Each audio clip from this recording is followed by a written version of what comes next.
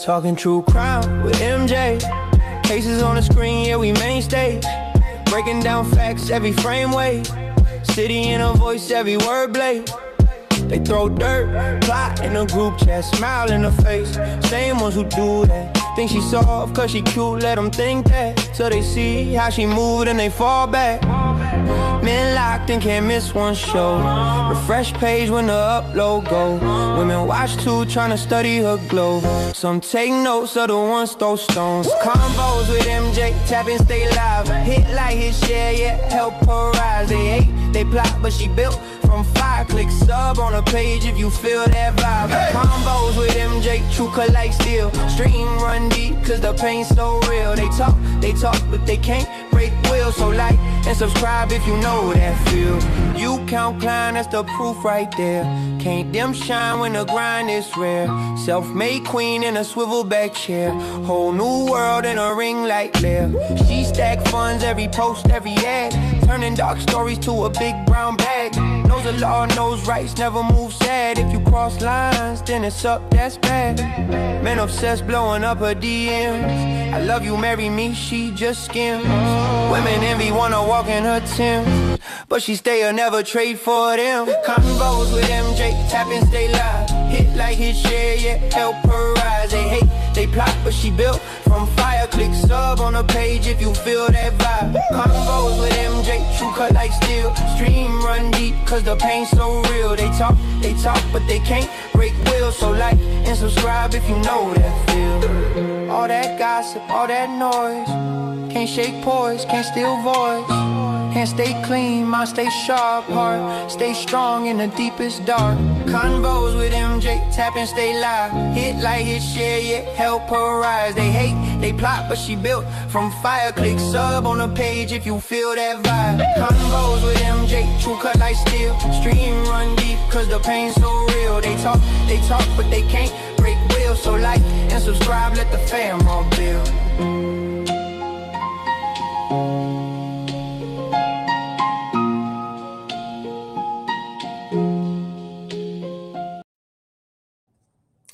What up, party people? I'm back. It's your girl, MJ. How you doing?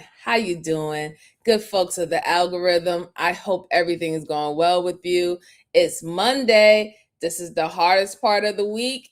We should get through it nice and cool, and I hope that the rest of the week is going to go well for you, all right? Shout out to my day ones that came in early. Miss J with her move around. She's been a member for a very long time, since the beginning of the channel. Hola, mami. Que lo que. It's always good to see you, and I hope everything is well.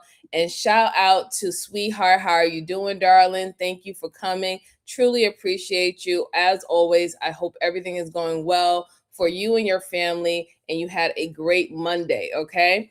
So, guys, I do have two streams going on at the same time.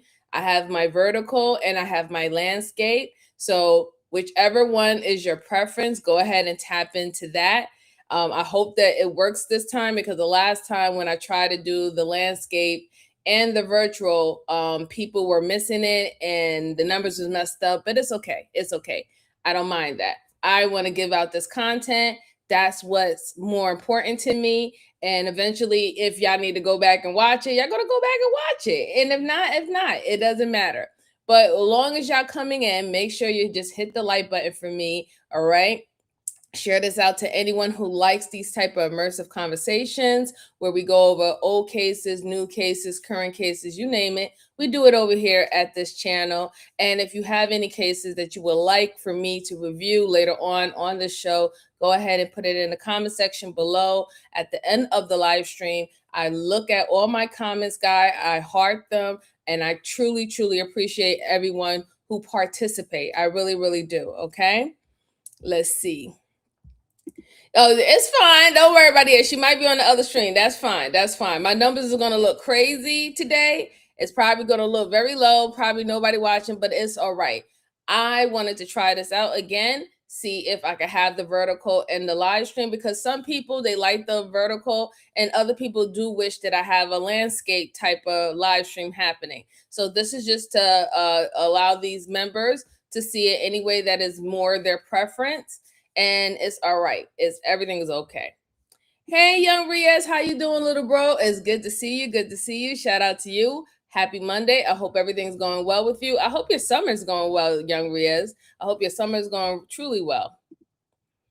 All right. So, guys, I have 3 cases for you. As always, I like to do 3 cases. Shout out to the channels that I like to review their video essays. Red Tree Crime, Red Thread Interrogation, and Majority Stay Awake. Those are the ones that I use. They've been around for a very long time. If you could do me a favor, if you can go over there and subscribe and like to their videos as well, I truly appreciate it. The fact that they don't give me no problems and we are working with each other in that way, I really do appreciate that. I really do. Okay. So the first case that I have for you good folks is, which one I want to do first? All right, I'm going to do the longest one first because this one is kind of long and hopefully we can get through it as fast as possible. It's about a husband. A husband kisses his wife goodbye after poisoning her shake. So this is kind of disturbing for me when I actually heard the title because, you know, some of the video that they had is like a video cam that they had in their home. And not only did he give her a kiss, he squeezed her on the butt, you know, everything to show affection. And the lady started to get sick. So we're going to actually see what was going on in the home video cam first before it starts to lead into investigation. Okay. So let me go ahead and pull up my screen and we can get into it. All right. I hope you guys can see this. And here we go. She kind of just like laid down and said that she felt dizzy and she wasn't feeling well. It was absolutely sickening. But I am angry. You just brought me home. What kind of a sick person does that? It just is psychotic. I think she's gonna die. There's some drugs that wouldn't show up on that drug panel. And so potassium cyanide is not something that we use in dentistry. I don't even know how to acquire potassium cyanide. It just is a whole another layer of just wicked. A Colorado mother begins experiencing sudden and devastating symptoms after a morning workout. Her family watches helplessly as her illness progresses over the coming days, and suspicious eyes turn to one man, her husband, a beloved and ambitious local dentist. But as she fights for her life, the investigation into what happened will take a shocking turn that no one saw coming. Our point is not to put you away, it's to put the person away that caused this to your wife. And that's where we're at. That person is my wife. The following report is based on official police records, and most of the footage has never been seen before until now. It's Monday, March 6, 2023. Home surveillance cameras are recording as 45-year-old Dr. Jim Craig exchanges pleasantries with his wife Angela before heading to work. What was that? Okay. Well, see you, babe. Goes on forever. Love you. Have a great day. Actually,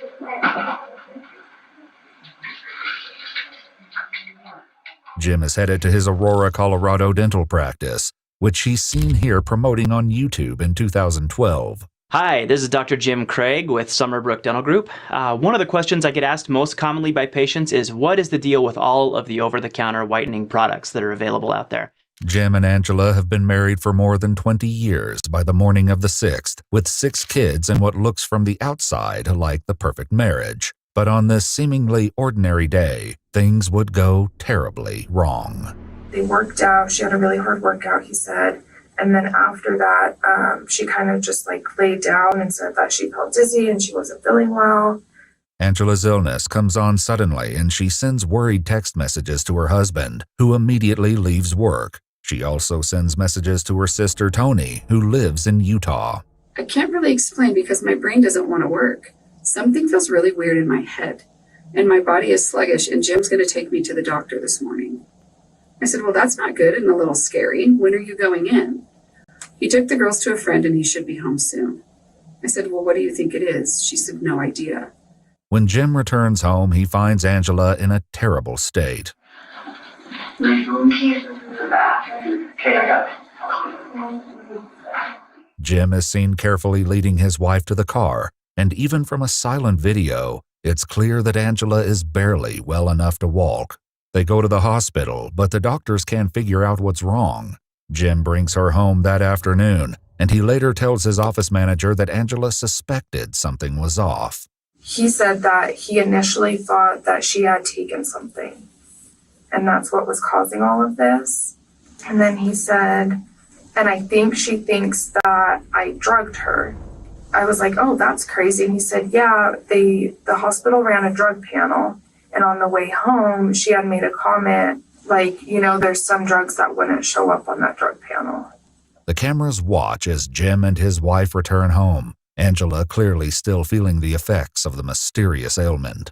The next morning, she confronts him about what went down at the hospital. It may not be your fault that they didn't do their due diligence or anything like that, but it's your fault they treated me differently. Like I did it to myself. And like nothing I said could be believed. Because I didn't say to her, I'm afraid she did this to herself. I just said, are you going to do a drug panel? You think that's not enough? Neither of us said, I think she did this to herself, or I think she took drugs, or I think that... All right, so I'm going to stop it very early. And the reason why I'm stopping it early is there's certain things I want to point out. So he made sure to look very diligent and a dutiful husband when the cameras is rolling. But the fact now that they're having a conversation where she already assumed that he was acting differently, meaning he wasn't even acting like how he was acting before any other previous times that she was sick. And she realized that, right?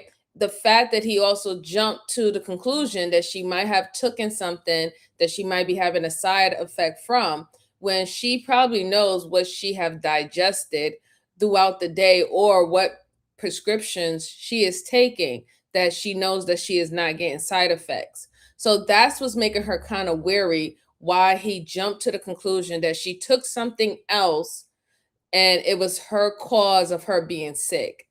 Another thing that also to point out is the fact that she called her sister as well, right? Now, mind you, I understand it for a precaution type of situation. You don't know what's going on. We don't really necessarily know her age, right? When you get to a certain age as a woman, one of the biggest things that happens is your hormones change, right?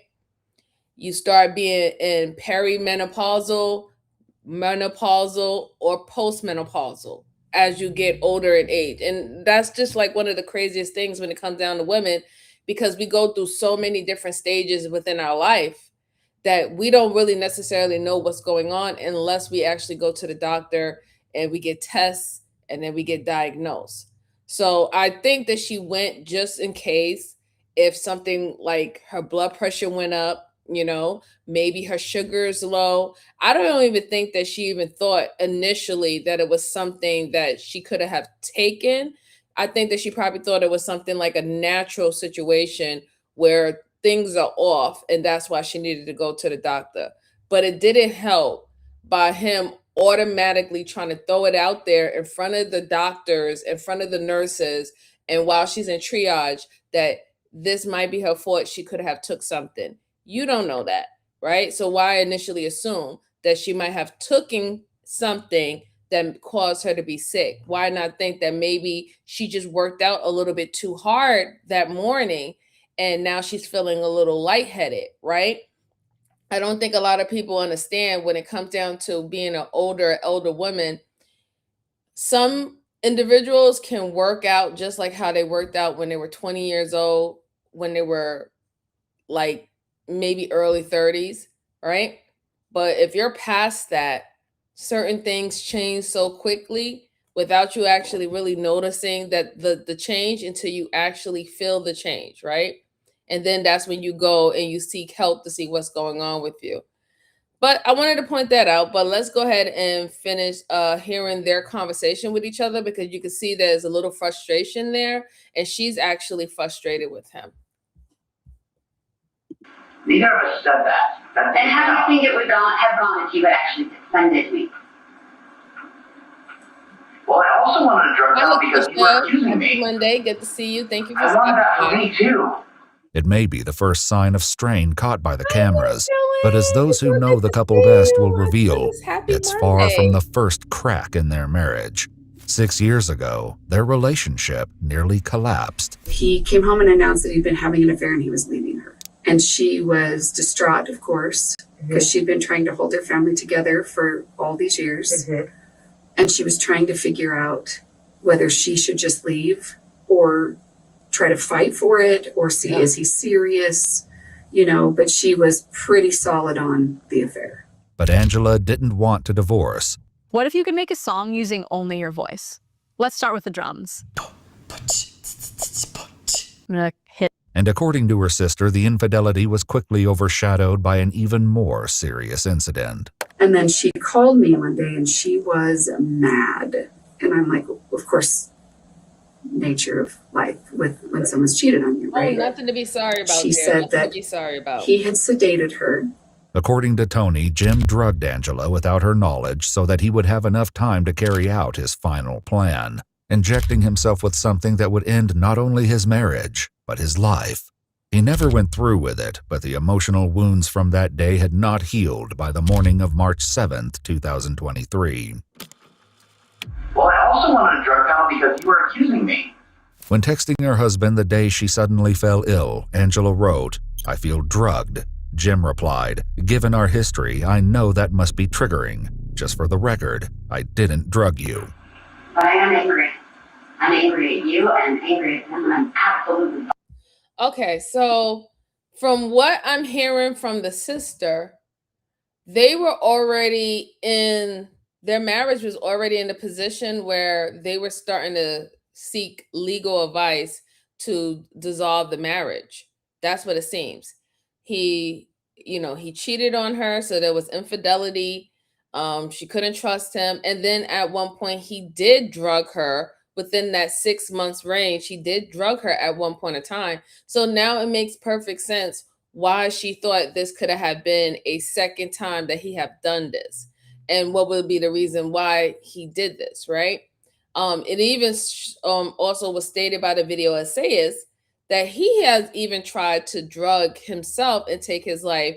And I don't know necessarily it's because she wouldn't give him the divorce, because obviously she didn't want to divorce. She thought that they can go to couples counseling, therapy, and maybe they can work it out because they have over 20 years with each other. But he seemed like he wasn't really into that.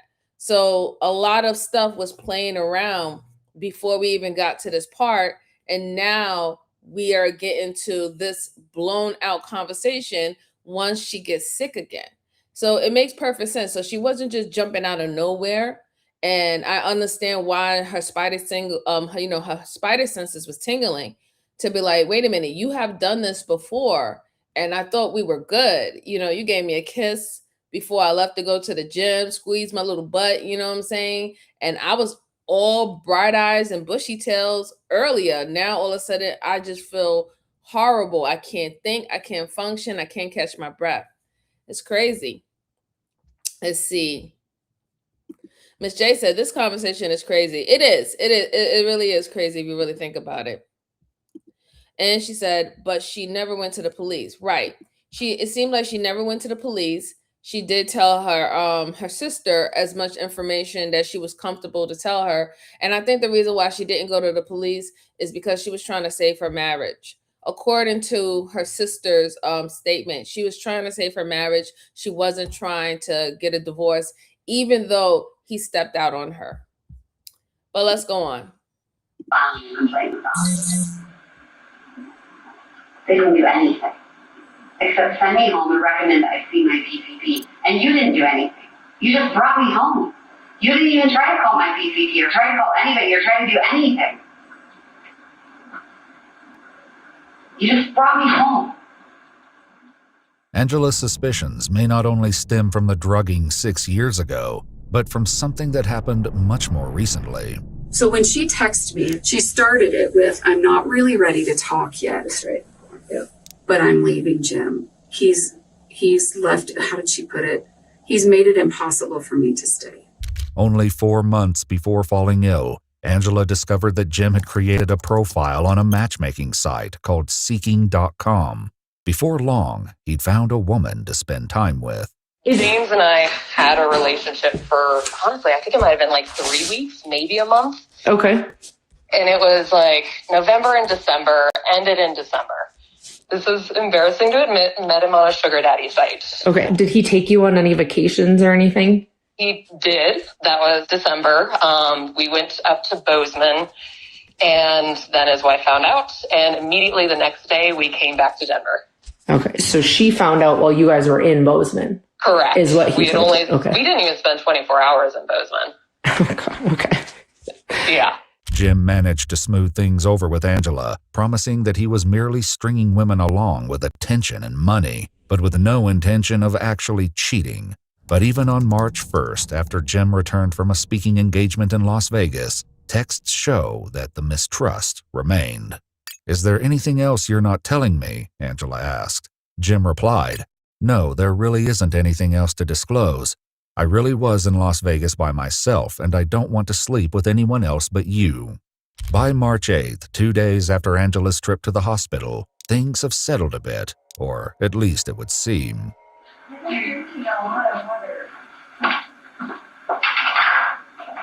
Yeah, but you haven't been eating. No, at all. What? And I didn't exercise today, so. Yeah, that's true. Hey, Clock Please Master, don't happy exercise Monday today. to you. Oh my gosh. Oh no. I don't think I could if I wanted to. I had her. Good. Because I don't want you to exercise today and then like pass out and be dead on the bathroom floor. The day passes without incident, but the next day, Angela takes another sudden turn for the worse.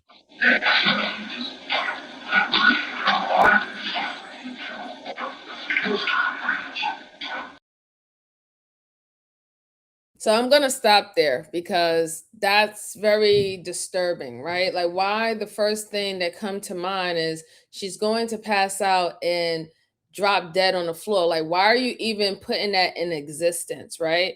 Like, normally we don't wish things into existence for our loved ones. We literally try to speak life and motivation into our loved ones, especially when they're sick, right? Because we know a lot of that has to do with willpower. If they don't have the willpower to fight whatever they have going on, they will go quicker than just the disease or the illness itself, right? Eating it away. A lot has to do with your mentality while you're going through something. So why would he say that? Like, that was kind of like, odd to me. It's like he was kind of like wishing it a little bit. It doesn't necessarily make him guilty, but I just find it quite odd that, he would actually bring that up and say that in detail, like what will happen to her.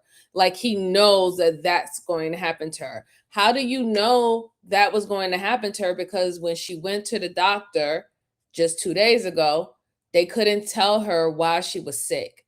They couldn't tell her why she wasn't feeling well.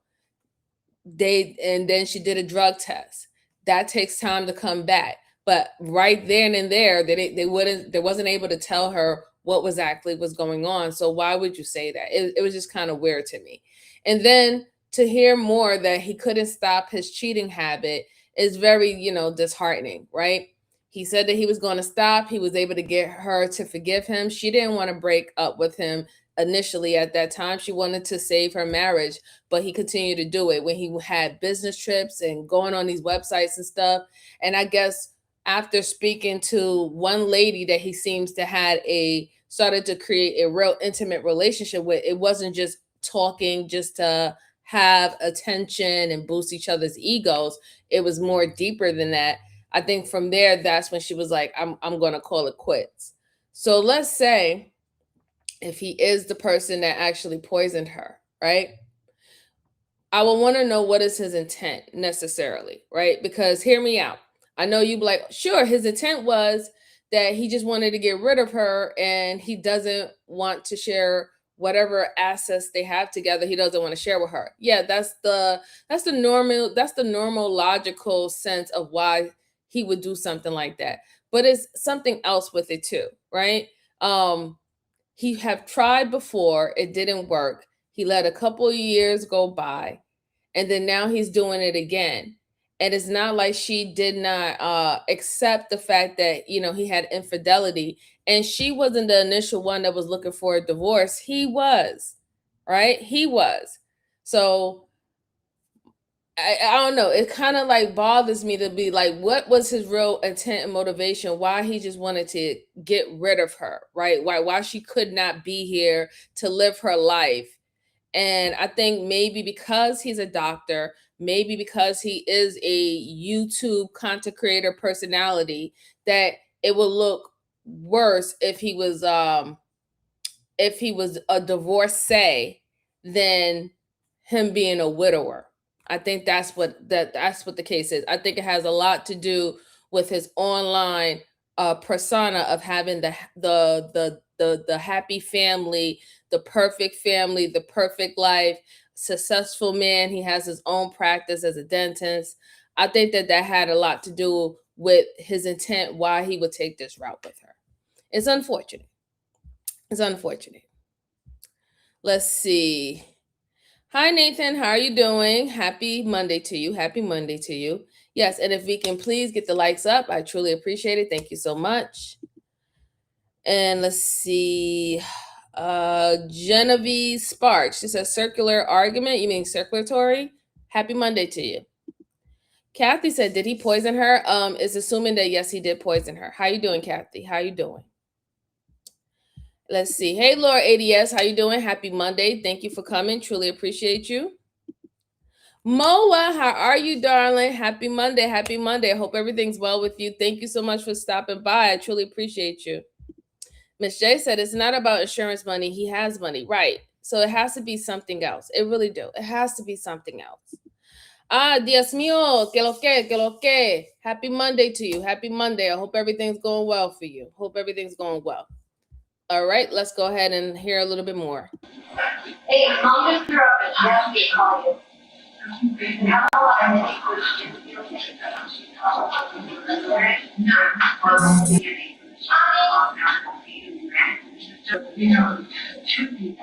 Angela's daughter takes her back to the hospital, but this time she won't be coming back home so quickly.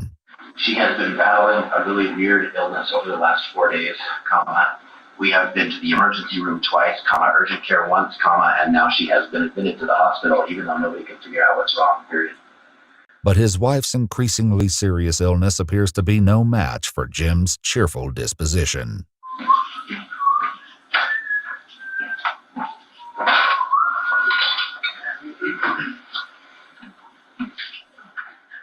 This energy would extend to his interactions with Angela's family and friends over the next 5 days, as he updated them about her condition. In one text, he says of the medical mystery, if it wasn't my wife, this would be kind of a fun puzzle to try to work out. It's funny because 90% of the time she seems like she's doing pretty well, and then all of a sudden she'll have a crash or something. It's hard to predict when that'll happen. Do you understand what I'm saying? I do. It's just back and forth, and then it's like, I know, but most of the time, 90% and then she'll crash and die. But it's hard to predict when that's going to happen. We don't know. Gosh, isn't this funny? This is like a conundrum, isn't it? Crazy. But look at this funny joke. The sickness wasn't getting better, and the doctors did every MRI, CT scan, test, labs, everything. No one could figure out what the heck was going on. Sunday, I had texted him, just checking in. How's everything going? Going okay. She had a huge crash last night, and the doctors had a hard time reviving her again, but today is a lot better. I'm hoping they will let her come home tomorrow. Her brother is driving in town, so he and my sister-in-law can help out with my kids, and I should be able to work.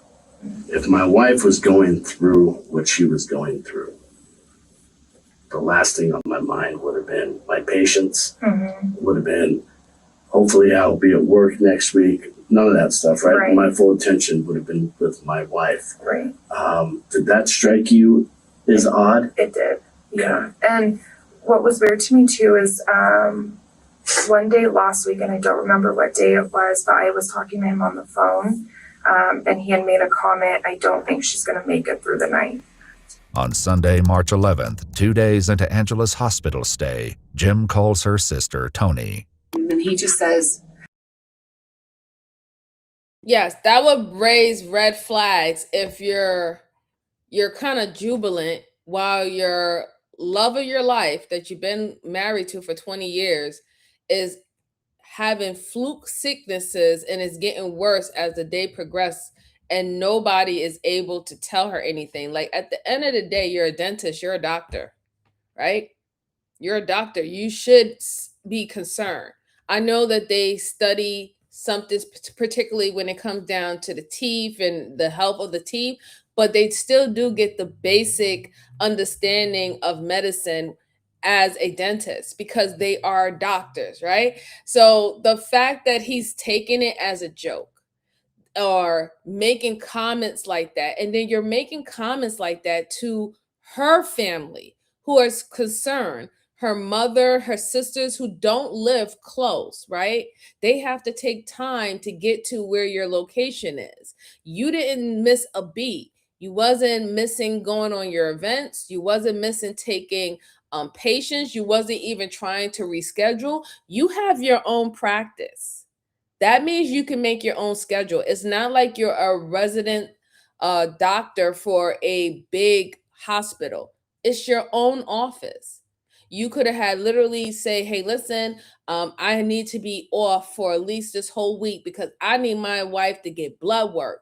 A lot is going on. I need her to get blood work. I need an MRI done. I need a CAT scan done. I need all this done because we really need to figure out why she's having this illness, why she can't even stand on her own 2 feet anymore, why she's not eating, she doesn't even want to eat, and her body is craving a whole lot of water because that means that she's suffering from some type of dehydration that she doesn't know what's going on, right? A lot of sodium and magnesium is being removed or flushed out of her body without any nutrients to replenish it. I need to know what's going on. He didn't do anything of that. He's sitting up here whistling. He's telling bad jokes or making bad remarks to her family who's already concerned and devastated. And y'all have a child. How come your younger child, or I don't even know how young she is, she might be a teenager, but they had the wherewithal to be like, mom is not eating, mom is not even responding to me. I'm calling the ambulance and I'm getting my mom in the hospital. You weren't even there. You weren't even there. That's sad. That's sad. And it's very scary for that family. It's very scary for that family because they don't want to jump to conclusions. They knew this man for just as long as their sister or their daughter knew this man. So they would never think in a million years that he could have done something, or why is he acting this way, right? So it's very, alarming to them, even though, they're trying to keep it calm. They're trying to keep their composure. They're not trying to rush to judgment or speculate, but the way how he's acting, it has to be questioned. It is very questionable. Very, very questionable. Miss Joanne said people tell on themselves. Yeah, I agree. Absolutely. Hey, welcome to the channel. Tenny Sexery. Welcome to the channel. Happy Monday. I hope everything's well with you. Thank you, Moa. Thank you. All right, let's go on. And I'm telling you right now, Tony, if she dies from this, I'm not allowing him to do an autopsy. Okay, so this is where it came in. And I said, whoa. This is where she is not dying, number one. And number two, why not? Mm-hmm. And he's like, well, they don't know what they're doing. And they've already done enough to her. I'm not letting them cut on her. But despite Jim's pessimism, Angela slowly improves. And by Tuesday, March 14th, the hospital sends her home once again. That night, Jim texts her sister to provide a grim update. Tony, I'm not going to lie. I don't want to tell the whole family this, but she doesn't look good. It's not as bad as when I came home on Monday and saw her, but she's in really bad shape. This time around, Angela's brother Mark and his wife are in town to watch over her while Jim goes to work on Wednesday morning, March 15th. She wanted to try to come outside and eat, and Jim had pressed make sure she takes her meds that morning. Make sure she takes her meds. And she went back into her room, and 30 minutes later, Mark went in, and she did not look good. And she was not doing well. The camera watches as Mark and his wife lead her to the car to head back to the hospital. It would be the last time Angela would ever appear on her own home surveillance cameras. They get to the hospital and check Angela in. Not long after, Jim is seen on camera arriving at the hospital himself. He stays for about 20 minutes and then leaves again, right around the time Tony calls him to find out what's happening with her sister. And so I called him. I'm like, I want to know what's going on right now. And so he starts talking to me, but he's not at the hospital. So again, that's another thing that's going to make me very weird and strange. You see that she has been back and forth to the hospital at least 4 times in the course of a week and a half. And she's not even doing well enough to walk. They have to put her in a wheelchair. Why are you showing up to the hospital late? And why are you only staying for 20 minutes? This is your wife. Okay? This is your wife. This is not your cousin. Okay? This is not a coworker. This is your wife. You should be, if not the most person in concern, you should be that person. It shouldn't only just be her family, and it shouldn't only be the child that y'all sired together. Why are you like, you're not there? You're literally not there. And I understand, right? And I spoke about this on this channel before. Some people, they can't take when a loved one is sick, right? They really can't take it. Like, I have people in my family, when someone is sick and they're scared, they really can't do too much of being in the hospital and watching the whole process and watching their family members suffer. They really can't deal with it. But I'll tell you what they don't do. They don't come and stay for 20 minutes and then dip and go do something else. No, they'll literally stay the whole day, but they might not come back the next day because they need a breather, right? And they need to still keep their morale up that loved one is going to be better, but they'll come back the next following day, right? Me, on the other hand, I'm a type of person, I'm going to be there the whole entire time. I'm going to be there every day I possibly can. I will make the time. I will use my leave. I will do whatever I have to do to be there for you, to be supportive of you emotionally, whatever you need. I'm going to be there, especially for my loved ones. That's just going to happen. But you leaving 20 minutes, like, it is unexplainable. And it makes perfect sense.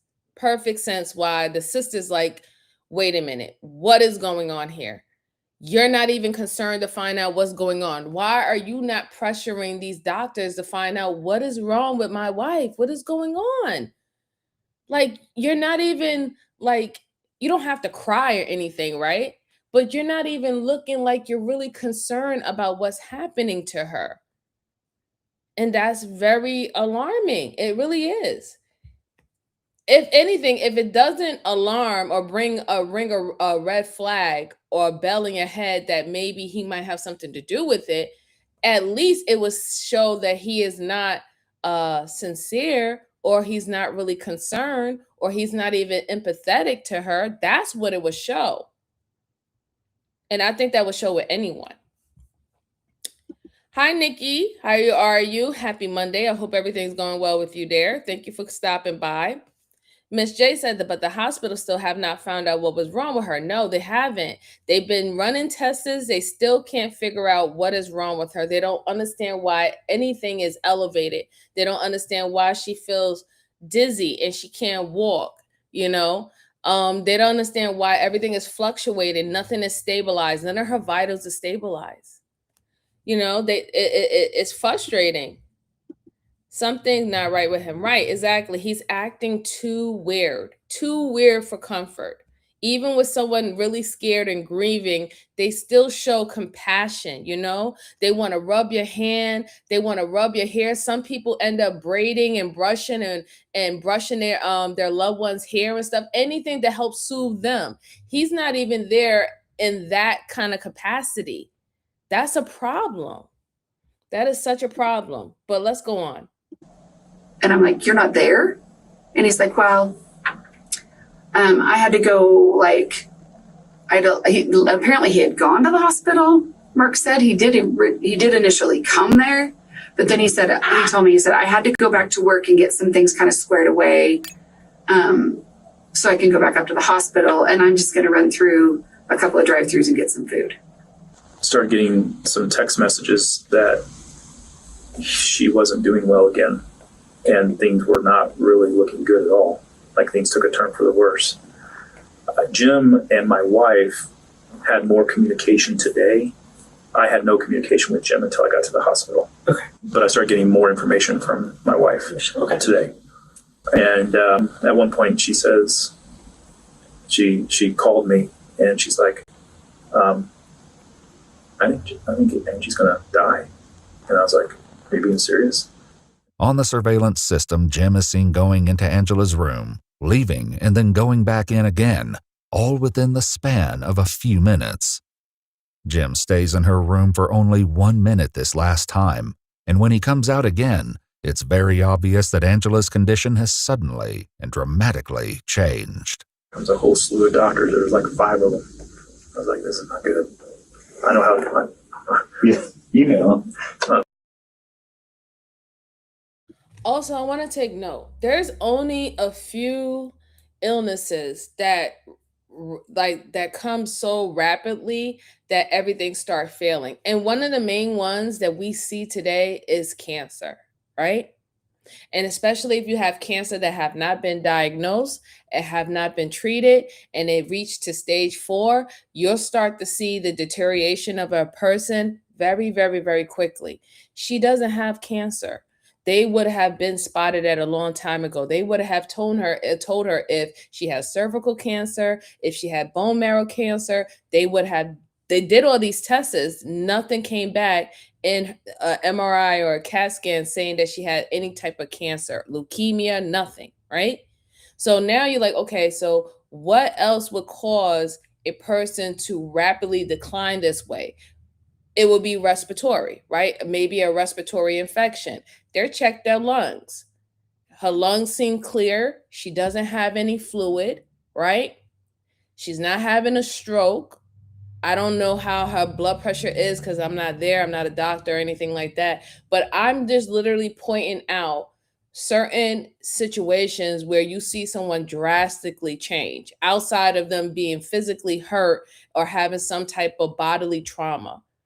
She's gradually just going down every single day.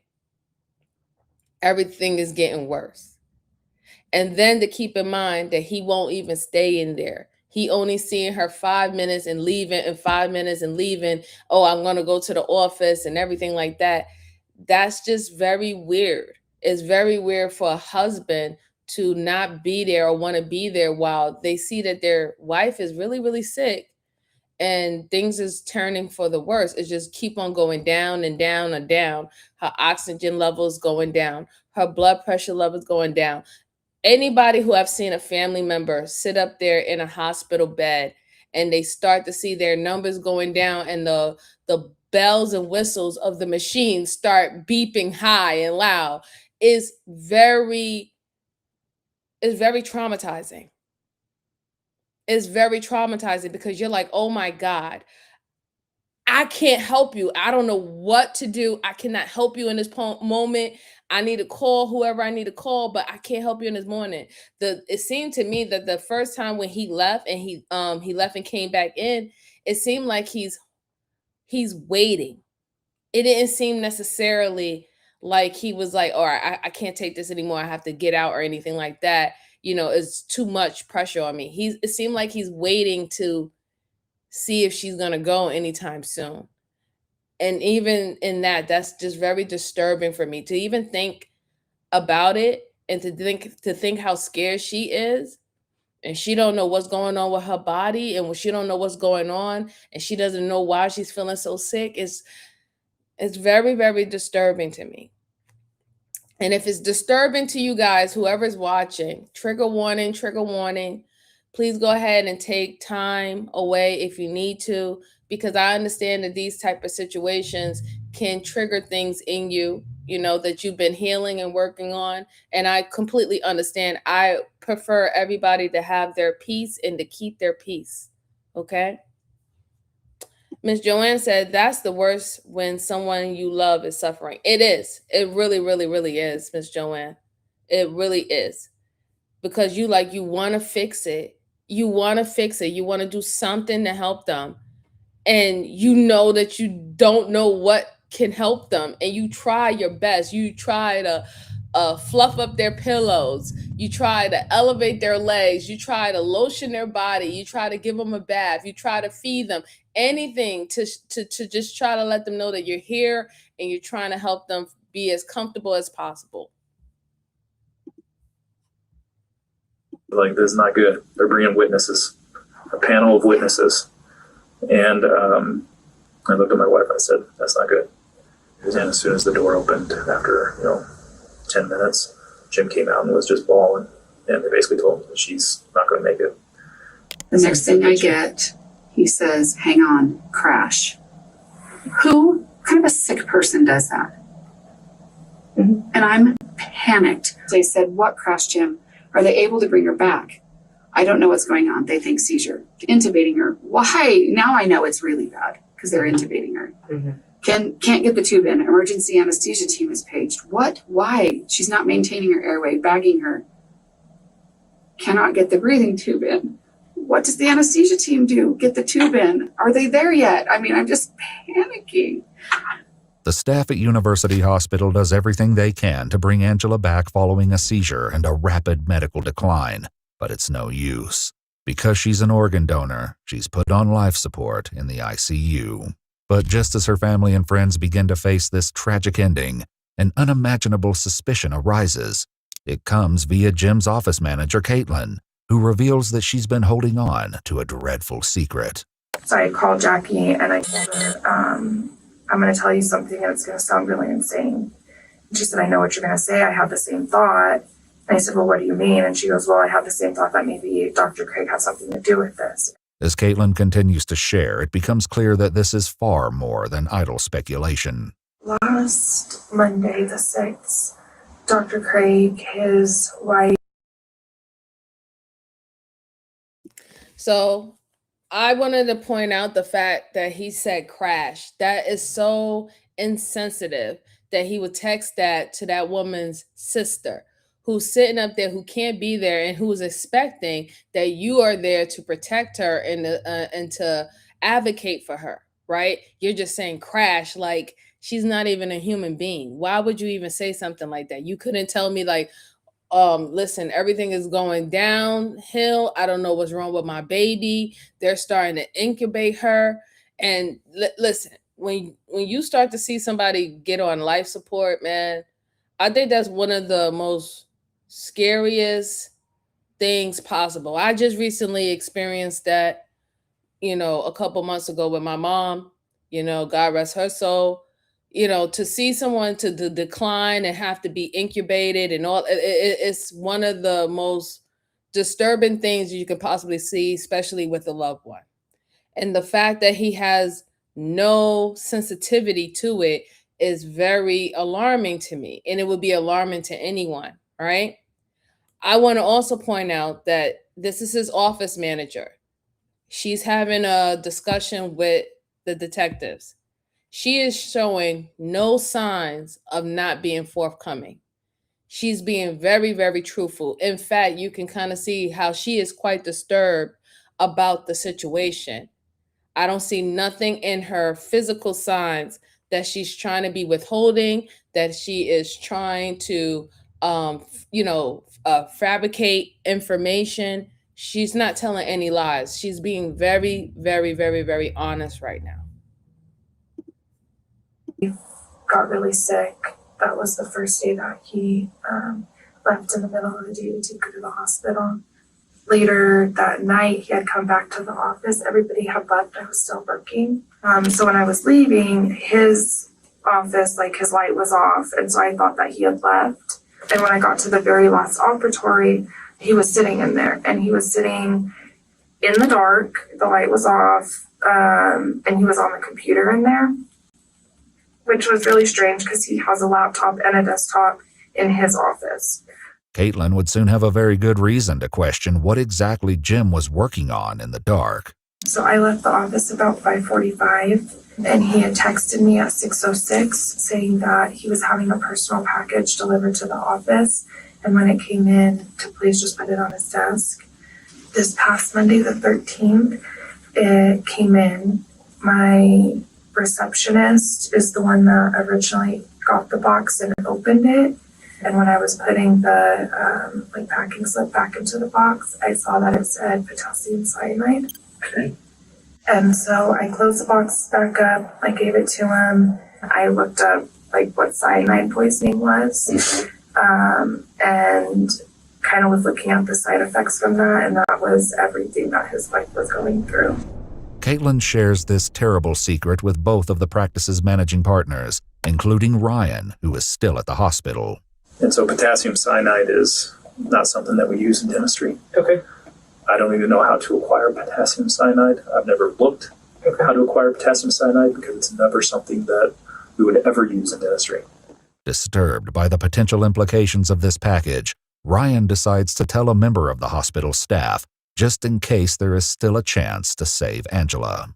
And I just said, I'm not accusing of Jim of anything. I'm not insinuating anything.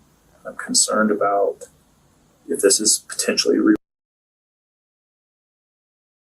That is beyond disturbing. So you are that bold that you will have a package delivered to your place of business.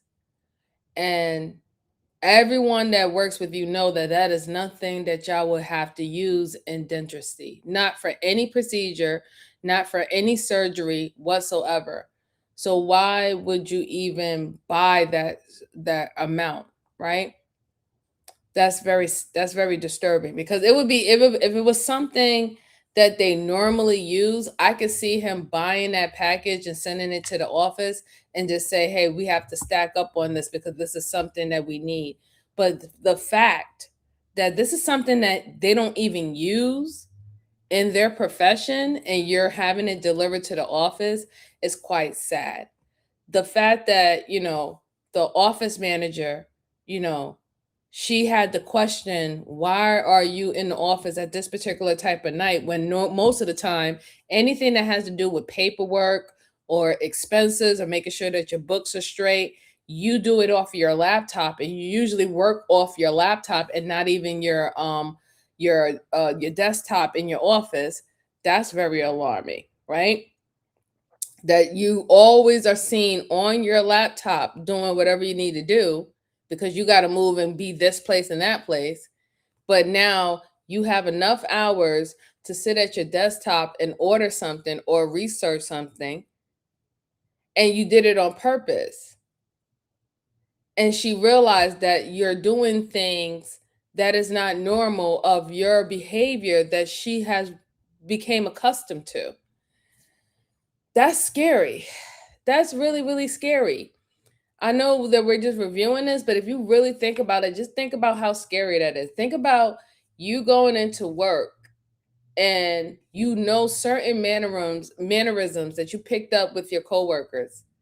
And then all of a sudden they're acting beyond, what they normally act, right? They're doing things that it doesn't really necessarily make sense, let alone is it their personality. And you just sitting back like, I want to ask you, is everything okay? But then I don't want to seem like I'm trying to pry into your personal information. It's really sad. And then now to get the confirmation from his business partner, who probably is a doctor himself, who knows that this is something that they never use. So why would this package come to the house? Oh, come to the office? Why wouldn't you send it to your house? Why would you send it to your office? Very disturbing. Very, very, very disturbing.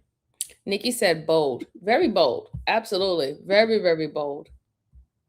Reversible. I know it's been a mystery of trying to figure out what's going on with Angie, but in lieu of this information. Thank you, my darling. Thank you. if they can give her something, right? There's something. I mean, I've never Googled cyanide poisoning. I don't know anything about. It's outside my scope of practice and my realm of practice. I have no idea. It was pretty brief. It was pretty quick. It was like maybe 3 minutes. And he was obviously like, what the heck? You know, taken back by what I was saying. I was taken back by what I was saying. Angela, who no longer shows any signs of brain activity, is beyond saving. But the staff wastes no time in contacting the police. Hello, non-emergency. This is Paula. How may I help you? Hi, my name is Chelsea. I am one of the forensic nurses here at University Hospital. I am needing to make a mandated SBI report, IPV, and needing officer response. We have a suspected potassium cyanide poisoning. It doesn't take long before Jim begins to realize that something is up. One of his first moves is to give Ryan a call. He says, Ryan, I got some disturbing news. And I said, did you say something to somebody? And I said, yeah, I did. And I told him exactly what I said to the nurse. And I said, Jim, what was in the package? I said, did you order a package? He said, kind of paused. He said, yeah, I did. I said, what was in the package? He goes, oh, it was a ring for Angie. It's going to be a surprise. And I said, Jim, that's not what was in the package. And he goes, what do you mean? And I was like, the package was opened. And he's like, no, it wasn't. I said, yes, it was, Please Jim. get the likes Jim, up. I know what's in the really package. Appreciate it. Let's get it up, guys. Thank you so And much. he wouldn't admit to what was in the package. And I said, Jim, potassium cyanide was in the package. Why do you have potassium cyanide? The shocking answer to that question is one that Jim will give to many people before this investigation is finished. But when police go out to his house that night, his lips are sealed. All right, so we'll have to deal with him then too. So he won't be allowed either. I mean, absolutely nobody can go in. So okay, that's fine. I'm sorry. No, that's all right. My thing is, how are you going to be so, I guess, cunning with your crime, but then also be stupid at the same time? You went ahead and used your credentials as a doctor to be able to order potassium cyanide. Not everyone can go online and order that, right? You can't. Certain poisons and mixtures, you have to have credentials that will qualify for you to order it. Why would you, number one, send that to your place of business? Number two, the first thing that you ask your business partner is, did you tell anybody something? Or did you say anything? Like, just think, I just want y'all to just really, really, really think about it. Your wife is on ICU. She's in ICU. She's on life support. She is not able to breathe on her own anymore. A machine is literally doing 90% of her breathing. You have not heard one cry. You have not seen any outbursts. You have not seen him question, what is going on with my wife? Why have her health dramatically turned down? And then in the process, this woman, if you was here from the beginning, this woman was fairly healthy. We all get old. We're all going to age. And even if we're healthy as an ox, we cannot escape Father Time. But this woman was doing everything possible in her powers to remain healthy enough for her family. She was getting up early in the morning, going to the gym. Right then and there, that lets me know how disciplined she is. No matter how heavy her schedule is, dealing with the kids, we don't know if she has her own practice or own business, but she made sure that she made time for herself to take care of herself physically and mentally. So this is a woman who was on her game. This is not a lazy a lazy woman that was just allowing everything to happen to her. She shows discipline. And she showed that she was caring and concerned about her health. You cannot tell me that a woman who's going to the gym every single day early in the morning and going through and powering through her workouts now is just like drastically dropping like that outside of her using supplements that will cause that, because we have been seeing a lot of bodybuilders today have been losing their lives at very young age because they've been taking steroids and NADs and stuff like that, right? To help them build muscle faster. They didn't want to go through the process of waiting how long it takes to build muscle. And anybody who works out and anybody who does like bodybuilding or heavy lifting or weightlifting, you know that it takes a certain amount of time to actually build muscle. It takes a certain amount of time to actually build lean muscle. This is not some quick scheme. Okay? You can't fake muscle. It has to be built. But what they have done is use steroids and other supplements to make that growing process of your muscle faster. And we have been losing a lot of young men and young women recently. In the course of, I say, 5 years, I have seen at least 15 bodybuilders lose their life because of the supplements and steroids that they've been taking. I don't think that this is the case with this woman. I don't think it was the case with this woman. I don't think that she was taking any supplement that would affect her heart or anything of that sort. And we still haven't heard about anything about her having any pre-existing conditions.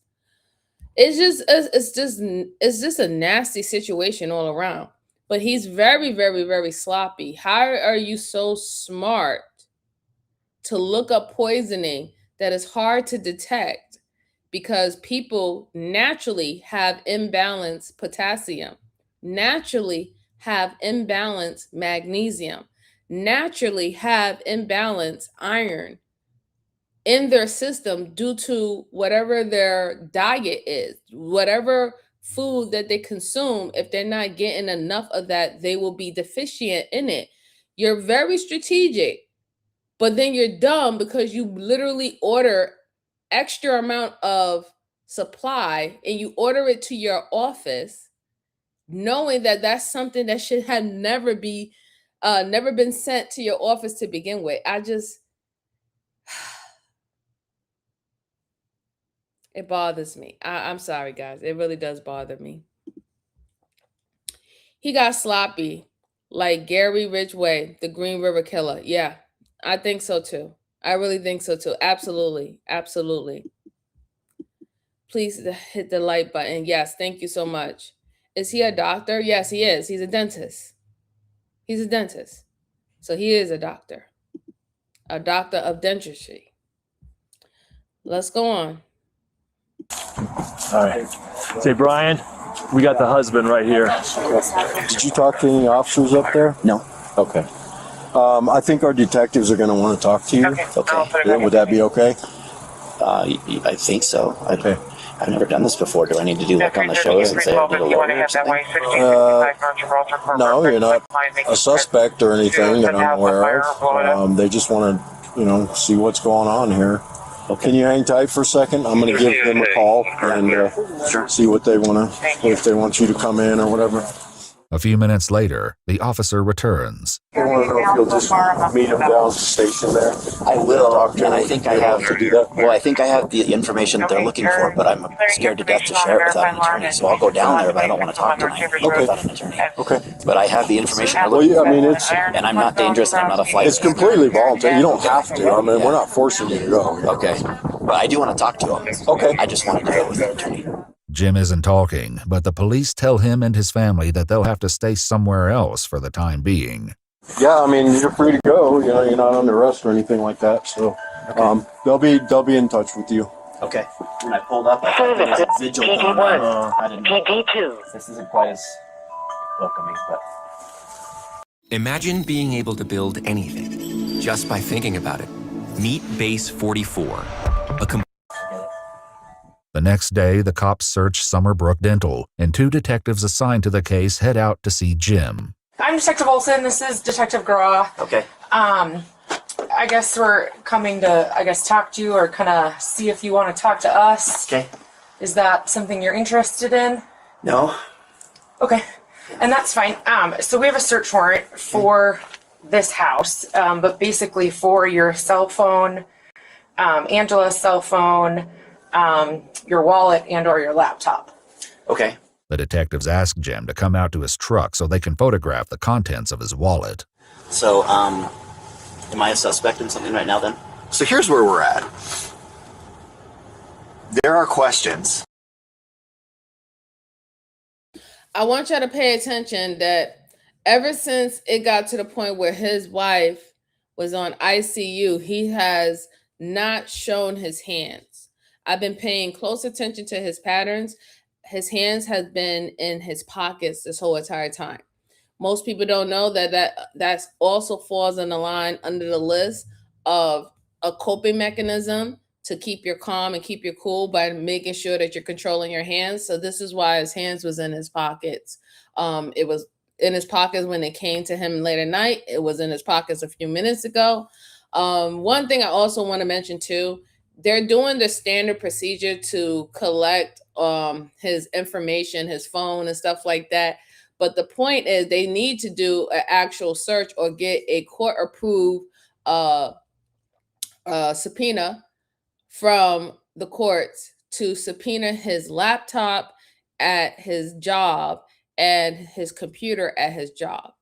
He made sure that nothing was going to be found in the house, even though they had them, they had it removed from the house. He made sure that nothing that it was research was going to be on his personal items, like his cell phone, Apple Watch, iPhone, whatever, you name it, right? It's not going to be in the house. But they could still see if they could find remnants of the potassium cyanide in the shakes and stuff that he used, right? I don't know necessarily if it leaves a residue that takes more than 24 hours for it to remove if you wash it. Because remember, this most likely happened by him putting it in her morning shakes, her morning protein shakes that she would take when she needed to go to the gym early in the morning. So I think that if anything, he was slipping it in her shakes at that time. The video essay said that it was in her shakes. So we need to know with potassium cyanide, is it something that can still leave a residue on plastic, glass, you name it, for a certain amount of time? So it would make sense when they do search or they do get forensic in there to start looking at what's going on in the room, what's going on in the kitchen and stuff, that they can find some type of residue or even a bottle or something like that. But I think that he's dumb and smart at the same time, because everything was done at his practice. Nothing was sent or done at the house. Yeah. And I have based answers. on what we've heard. Yeah. I know what they are, and I have the answers. Okay, well, until they're answered, it's hard to say yes or no to what you just asked me. Am I a suspect or not? Well, I guess it kind of depends. It kind of depends how this shakes out. We're hoping this takes that turn and it's not as big a deal as it sounds, but we're going to still treat it like it could be criminal until we find out otherwise. But your attorney's going to tell you I just not to talk to us without them there. I know. So, no, I guess what I mean is there's going to be a funeral coming up. I just don't want to be like handcuffed in front of my kids while I'm making funeral preps and taking off to jail. And that's why we tried to call Jennifer today, and that's why I knocked on the door lightly, and we didn't come like we're just in our jackets for the decency of your family. I'm sorry, guys. I'm going to let it play, but I really want to slap. And sorry, Miss Joanne, I'm about to cuss.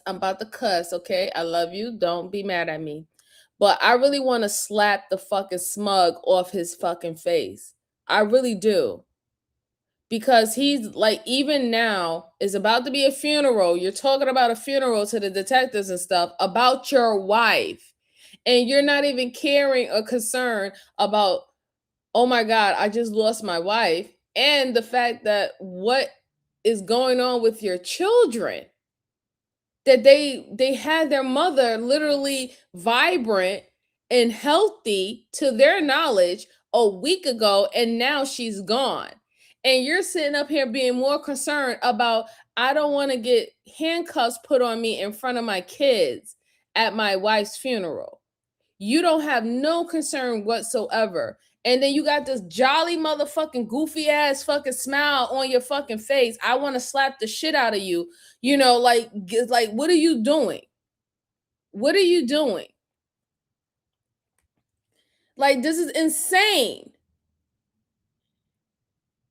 It's like, it's like, oh, yo, you know, I mean, you know, I know y'all have to do this and whatever not, but, you know, I don't want to, you know, have everybody see me in handcuffs, you know what I'm saying? Like, that's what you're concerned about? That's what you're concerned about. He's pissing me off. Sorry, Miss Joanne, for my cussing. I apologize, dear. I apologize. But sometimes these individuals makes me do it. Oh my God, he was talking about funeral arrangements. Right. Yes, we are about to jump him. Absolutely. Nikki said he's smiling. Right. He's smiling and giggling, like he's acting like nothing even happened. She said, I'm not mad. Miss Jalen will help. Okay, thank you, Miss Joanne. I appreciate it. Don't be mad at me. Don't be mad at me. Let's go on. Later that day, Tony, who has arrived in town with several of Angela's other siblings, has 2 interactions with Jim that strike her as off-key. And he comes over and he goes, I have a funny story. I think you guys will appreciate it. He's like, yeah, we were in the car and said, now that mom's gone, can we watch Sharknado? I looked at him. God, are you kidding me? But I thought, what is that? So now that mom's gone, everyone can do everything bad. Then he goes, yeah, I just did all of her laundry and we're very picky laundry people. I'm like, whites do not go with any other color. You know, I have everything separated. Half of it's dried out, you know, and he's like, yeah, I did all of her laundry and I stuck everything in the same load just to stick it to her. Out loud, no lie. 2 days later, on March 18th, Angela is taken off life support and passes away. That night, Detective Olson asks Jim to meet them so they can give him his phone back. But as Jim soon finds out, that's only a pretense. Oh, how are you? I'm great. How are you doing? Well, yeah. Hello. Hi. all right, Bob. You are under arrest. Okay. Okay, first degree murder. Whoa. Okay. I didn't expect this. No, sorry for that. I thought I was just getting feedback. As Jim is taken into custody, a detective lays it out for his brother. Just for you and the family, I mean, obviously this is shocking. From our standpoint, he's responsible for Angela's death. Okay, no doubt in our mind. In this case, then, are we just supposed to proceed through the funeral without him? Yes, he's not going to be able to get out of jail. I mean, if you guys... Will he be able to attend the funeral? No. That's no. Cool. No. He won't have a bond, so he won't be able to get out. And I think if you really sit back and wrap your mind around it, I don't think he should be at the funeral. Absolutely, 110%. Thank you, detectives. You can tell that they are very upset about this situation. They are not playing any games with him. The police was trying to keep him calm as much as possible, but that was for him to be comfortable enough so they can actually arrest him. I'm glad that they said that to his brother and all of them. No, he don't need to go to that funeral. That woman now has passed away, so now it is murder. They know that she was poisoned. You know that she was poisoned. And there's still no clear understanding how was she able to get poisoned, right? Especially if she's not even taking any medications that they found in your house that would overdose or would be an overdose of potassium. Not even her shakes, not even her protein shakes or anything of that sort. But yet they found a package that came to your place of business of potassium cyanide, which they actually found in her system, potassium cyanide. Like, I don't know what to tell you. You know what I'm saying? 1 + 1 = 2. This is ridiculous. Nikki said he shouldn't be at the funeral. Absolutely. He don't deserve to say bye to her. And then it kind of hurt me when her sister said that, the kids was like, oh, so mom is gone. That means we could watch Tornado, or a show that she never wanted them to watch. That's kind of sad, but they don't understand, because I'm sure that the father is making them seem like, oh, everything is okay, and which we normally want to, help our kids to cope with this situation. But obviously he's doing it the wrong way. That now they get to do things that their mom or their parents didn't think it was appropriate. Now they can get away with it. It kind of makes it seem like they're not even empathetic to losing their mom, right? And then to say with the laundry situation, oh, well, she always was a stickler with making sure that we separate our colors and our whites and stuff when we did the laundry. And just this one last sticking it to her, I'm going to just mix all the clothes up and just wash them.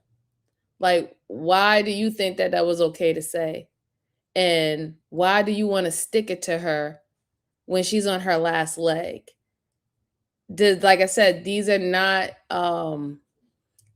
behaviors of someone who is mourning a loss of a loved one, specifically their wife. It's crazy. That's right, premeditated. Little Miss Sarcasm, how are you? Happy Monday. She said, I'm a new subscriber here, and I'm liking your content so much. You're entirely right. As the detectives, he doesn't need to be at his victim's funeral or anywhere out in public. I appreciate you. Thank you so much. Right, insensitive. Yes, very insensitive. Yeah, it's very sad, Tara. Happy Monday to you. Happy Monday. It's very sad. I'm a little sad, guys. That's why I'm off panel, because I'm just thinking about the whole process, and I'm just thinking about how scared that lady was and her not knowing what's going on and everything like that. And then, I feel very empathetic to her family because they're distraught, but he's perfectly fine.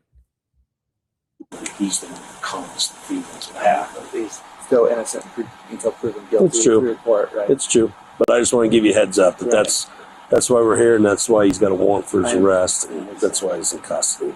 But there's a vast difference between being arrested and being convicted, and there is much more to this story than meets the eye. They do have an arrest warrant for the murder of Angela. Oh my gosh. So I know that, you've expressed a few times that you have the answers and want to tell us. I just want to give you that opportunity to tell us what you know. And if you have insight on kind of what happened, or, I know you've talked to DHS, Department of Human Services, and you've kind of alluded when I've talked to you. Shout out to Australia, dear. Thank you. Wanted to just give you the opportunity. I really want that. I haven't had my phone, so I haven't been able to talk to the attorney that I reached out to. Because as you can imagine, this is terrifying for me. Mm-hmm. And you both seem very nice and like you're on my side, but I know how this works, and I don't want to incriminate myself or say anything stupid. Or there are answers, and this makes a lot of sense once those answers come out, but I don't know how to navigate this. I've never done this before, and I'm scared to death. Although Jim is still reluctant to tell his side of the story, he does have one thing he wants to make perfectly clear. I can tell you I did not kill my wife. After establishing that he won't be getting out of jail tonight because he's not been given a bond, Jim tries to see if there might be another way. And then what happens if I talk to you and tell you everything I know? Then what? Every case is different, so we can't really, give you direction, if that makes sense, because we don't know what information you have. So we only know what we have currently. And what do you have currently? Well, that's typically how we do this is if we're going to have a conversation, we would Mirandize you and then you would talk to us and we would talk to you type of thing. We don't go into all the details of what we have because this is your opportunity to talk really if you want to. Oh my gosh. I have all of the answers that you need, but I can't talk. I can't. The one attorney that I've talked to has said, don't say anything because you could just incriminate yourself, and I'm totally naive at this. I don't know what I'm doing. And you both seem very nice, but I know that your job is to put me away. Well, that's our job is to figure out what. So my thing is, right? You already got an attorney. You already spoken to someone because you said that you didn't want to speak to anyone, right? Unless you had an attorney, especially when you realized that the detectives was treating you as potentially a suspect, especially after finding the package that came to your office. Why are you sitting here with these individuals? You want to talk to them, right? Because you want to clear your name. You want to clear your reputation. Your reputation means a lot to you. And this is why I said I was more focused on what was his intent and motive behind everything. The fact is that he lives up to his brand that he built with his business. He was literally making content on YouTube as a YouTube content creator to promote his dentist office business. Okay? His reputation is everything to him. Everything to him. And this is why he is battling right now with these particular detectives on whether or not should he speak to them and go against what his attorney said. You already got an attorney. Attorney said, keep your mouth closed. Why are you not listening to them? Well, me using my logical mind is because it's an ego thing. And the thing about it is that these detectives can realize that you do have an ego problem and that your reputation matters more than anything. And you're willing to protect your reputation. So this is why you're willing to chance speaking with these detectives, even though you might get caught up in something that will incriminate you even more. This is why the channel is Crime and Psychology, because they go hand in hand. There is a particular type of thought process on how people conduct themselves and why they do certain things.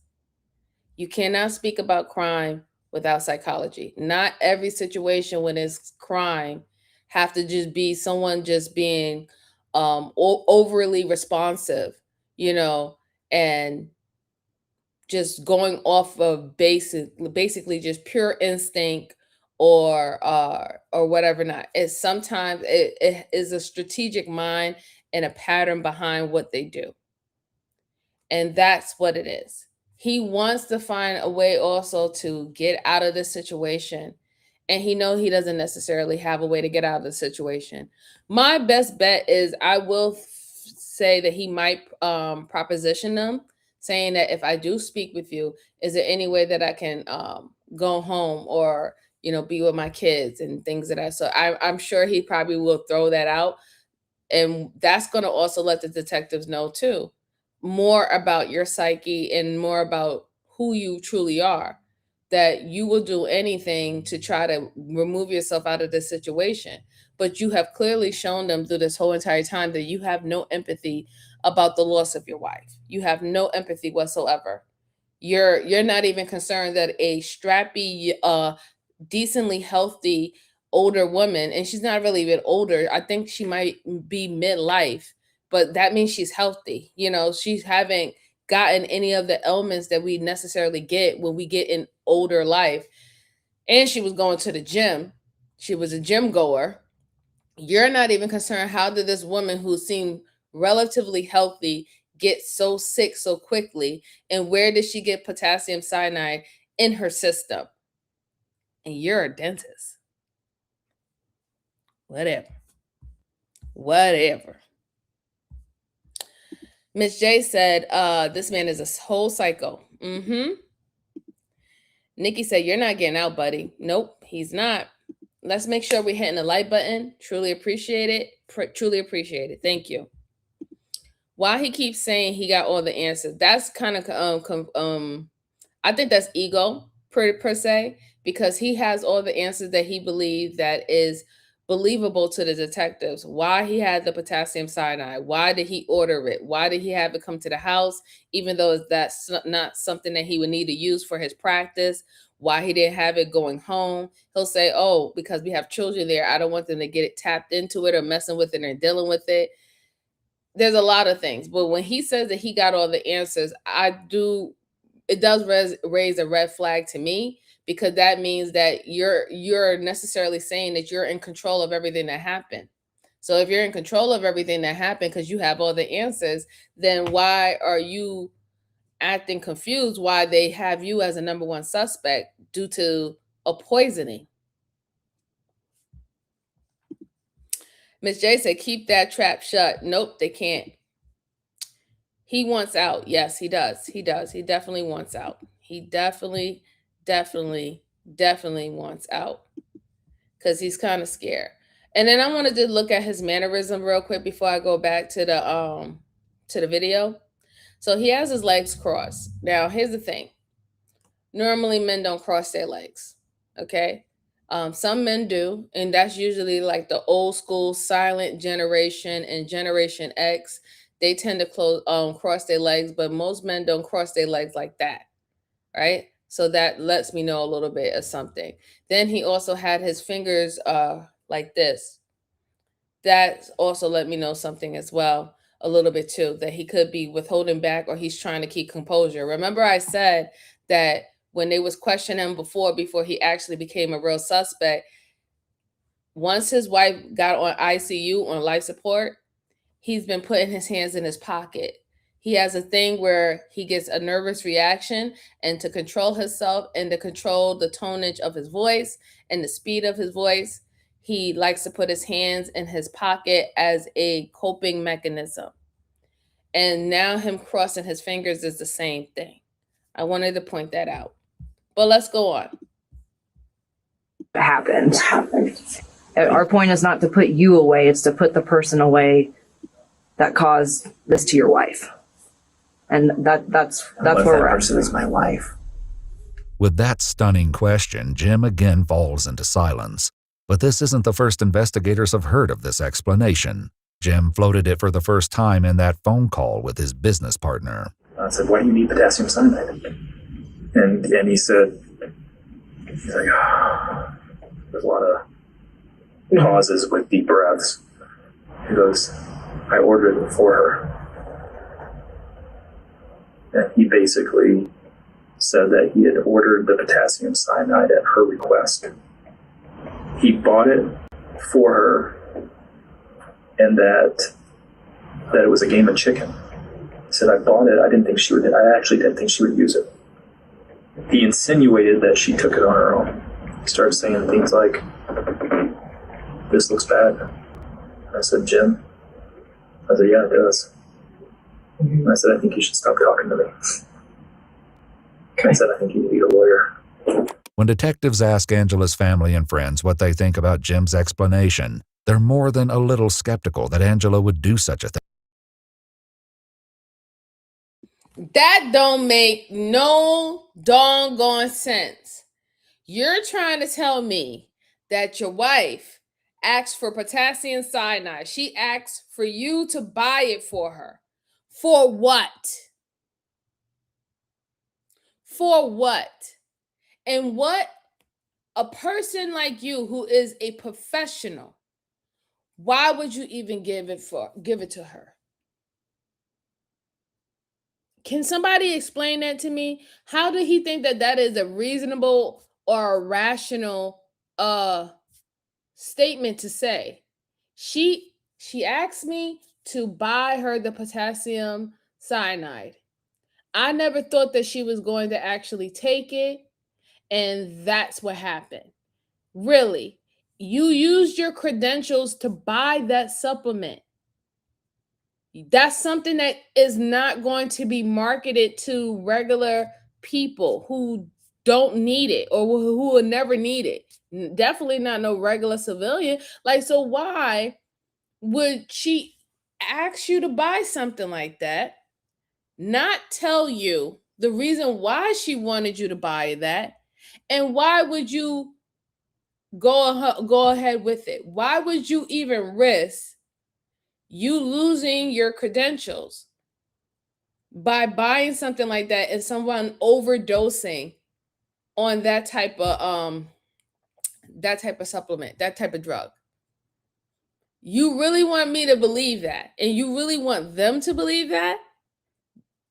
That is a bogus, stupid story ever. Because you will have to explain to me what was her reasoning to you why she needed you to buy that. Or are you going to say, well, I bought it for her because she wanted to commit suicide, but I just thought that she was joking. I never knew that she was actually taking it in increments. And if that's the case, then why was she so weary and concerned on the video in your home about her being sick and not knowing what was going on with her, and why you was acting standoffish and cold? If she wanted to take it and she knew what she was doing, she wouldn't have been surprised. In fact, she wouldn't have said, hey, take me to the hospital. Let's go to the hospital. All those numerous of times. She'd be like, no. I just want to sit home and just, give me some water, and I just want to lay in my bed. That's what someone who wants to commit suicide in that type of way would do. They don't want nobody involved. The fact that she had everybody involved, she had you taking her, she had her daughter taking her to the doctor, she didn't know what was going on, she snapped at you because you have poisoned her before 6 years ago. I'm not buying it, and I don't think nobody else should be buying it either. He looks like he's trying to make himself smaller, maybe weaker looking, the way he's tucking his legs and hands in his lap. Yeah, well, he is trying to make himself look less harmful. Less harmful. I would definitely agree with you with that. He thought he was slick. He did. That with the bogus explanation like that, man, listen. No matter how bad her marriage was. She wouldn't take something slowly to put herself in absolute pain and fear for 10 days. I'd be surprised. That would shock me if she was. That's not her personality. I will say this, Angie, never. Back with Jim, the detectives aren't sharing their evidence, but they let him know that things aren't looking good. The information at this time leads to you. So that's why we're where we're at right now. Oh, this is horrible. Mm-hmm. Because I know how this looks. I knew exactly how this was going to look. And so I don't know. I'm so sorry. I don't know, Detective Wilson. No, you don't have to be sorry. I mean, this is a scary situation. We're not here to pretend that it is. Yeah, it's really scary. And my that's kids why could lose both of their parents. I know. And I didn't do this. And I don't know how to exonerate myself. I don't know what to do. All I can just say is I'm sorry, and I'm sorry that we're here and in this situation. I am too. Yeah. I'm sorry that I didn't just let her go through with this years ago. Jim never goes into further detail with the detectives, but the investigation is still very much in its infancy. Police have obtained the surveillance footage from Jim's house, from which they hope to find a smoking gun. But the videos seem to show all the hallmarks of a loving, happy couple in the days leading up to Angela's illness. Not according to breaking. Yeah. Father,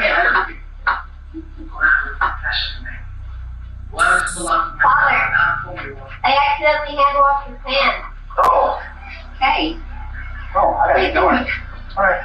No, you gotta go back to work. That was quick. Baby.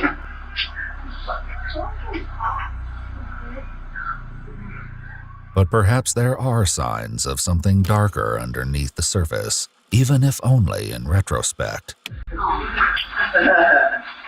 Every time I get a package in the mail now, I'm like, I should order custom. Oh, good. My custom shoes that I've been ordering are starting to come in. Oh. What? Your custom shoes that you've been ordering, how many are there? I think 3 pairs. That is super blue. I know, I like it. Okay, what are you gonna wear with? My gray suit and a blue shirt when I speak in Las Vegas. Jim went to Las Vegas a few days after that conversation, and it was there that he met another woman, an orthodontist from Texas named Karen. Police want to speak with her next, and fortunately for them, she happens to be in town. Hi, Karen. Yes. I'm Sergeant Lawnecker with the Aurora Homicide Unit. We've taken Jim into custody for homicide, and I was wondering if you have a minute to speak with me. Can I, Yeah, what get dressed, yep. So I don't know, basically, obviously I didn't find you by a miracle. We are aware of yours and Jim's relationship and basically your emails and stuff back and forth between each other. And he's been taken into custody for killing his wife. So I don't know, obviously we consider you to be a motive for him to do that. I don't know what kind of communications he's had with you about his wife and what's been going on with her. We have noticed that you seem to come to Denver when his wife was in the hospital. And I don't know if that's just what kind of timing is, that is, or what he's telling you, or how he, you guys are setting up when you're going to come out here. So I don't know if you can shed any light on any. Now, the only thing I wish that the detective was not giving her extra ideas to think about how her story is. She doesn't even live in state. She met him in Vegas. She purposely flew out there. Y'all know that she's been flying out there every single time his wife went into the hospital. She's out there. So that means that she's linking up with him while his wife is in the hospital. That means she knows that his wife is ill. She might not know that he's poisoning her, but she knows that his wife is ill, and whatever he's saying to him, that listen, things is not looking good, and I might have to be preparing for a funeral and stuff like that. And she's sitting in the cut waiting for her time, right? Making sure that she continues to solidify her relationship with Jim. I wish he didn't give her, how can I put it? I wish he wouldn't have given her exits to take. He should have just asked her questions about Jim. Ask her questions about Jim and ask, why are you here? Why are you in the state? Are you here for business, or are you here for personal? He should have kept it very, very simple, because now you're going to get her brain moving, and she's going to be like, well, I just came out here because he told me to come out here, and I don't know nothing that was going on with his wife. I didn't know that she was sick or anything like that. She's going to find ways to excuse herself out of what she know. If he would have kept it very short and sweet, you would have found out whether or not if she was implicit in it. I wish he would have just hold off a little bit. But let's see what she has to say. Any of that? A search of Jim's email account shows messages between the two of them, some of which show Karen's travel itinerary. One trip overlapping with Angela's first extended hospital stay, and a second trip overlapping with Angela's final crash and eventual death. But Karen says those dates are misleading. I had a ticket for the 8th that I changed to. You didn't come out here then? No. Okay. I had Southwest, so it was free to change. Okay. So I just changed the dates to the 16th. So this is the first time you've come out here? Mm-hmm. How did you meet him? At a meeting, dental meeting in Las Vegas.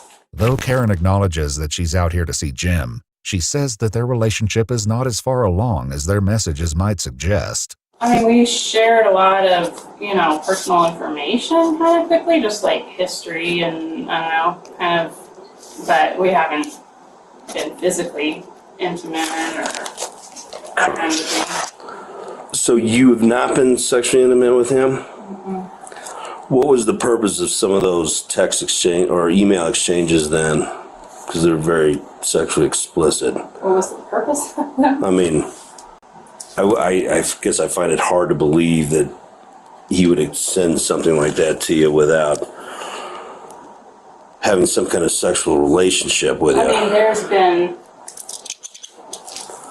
physical intimacy to some degree, but we haven't had intercourse. Okay.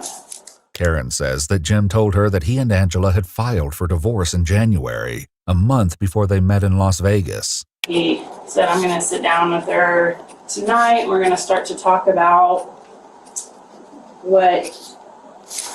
just about the kids, about how things are going to look during mediation, things like that. And that she had said that she probably was going to move back to where her family is, and just they had been just kind of talking about what things were going to look like.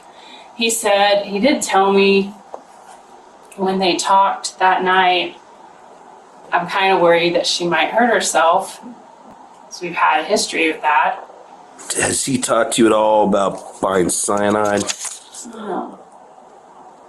Any other poisons? Anything like that?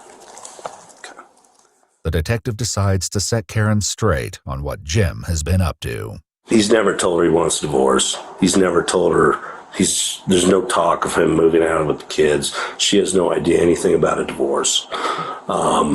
He's purchased poisons, and she's now dead because of poisons. Welcome to Red So, Elephants. a lot of the things he's told you, assuming you've told me the truth, are all nonsense. Sorry to be the bearer of bad news, but I mean, the real victim here is his wife. Big time. The next morning, Karen talks to Detective Olson. She shares a conversation she had with Jim after Angela passed, in which he talked about all the things he would need to do to get his affairs in order. Life insurance was in that string of thought, and I was like, oh, is life insurance going to change if this is, self-inflicted? And he said, no, I got a policy that doesn't have that, and so that has an exclusion for that due to our history. While Jim's explanation about the life insurance lines up with his story that Angela did this to herself, it also opens the door to another possible motive. And according to Ryan, Jim could use the money. It was in January where we decided as a company that we could not continue to pay his creditors from his first bankruptcy at the level that we were paying it, and he was going to have to take some more involvement in it. And he was going to take a pay cut a little bit. So I know that probably creates some financial pressure on him a little bit. So we've put in about $350,000 into saving his. According to Elizabeth, the woman Jim met. So it seems that the life insurance policy that he got with his wife didn't have any fine print that if it was found out that it was self-inflicted, that you wouldn't get a payout. So that allowed him to still collect on the life insurance policy. Then now we're hearing that his business partner, they have fronted money for him for the certain things that they was supposed to have in the business. They was fronting his share of it, almost over $350,000. They invested in it because he didn't have the money. So he was already in financial bind. That means that his practice wasn't doing as well. So that gives more motive as into why he would do that.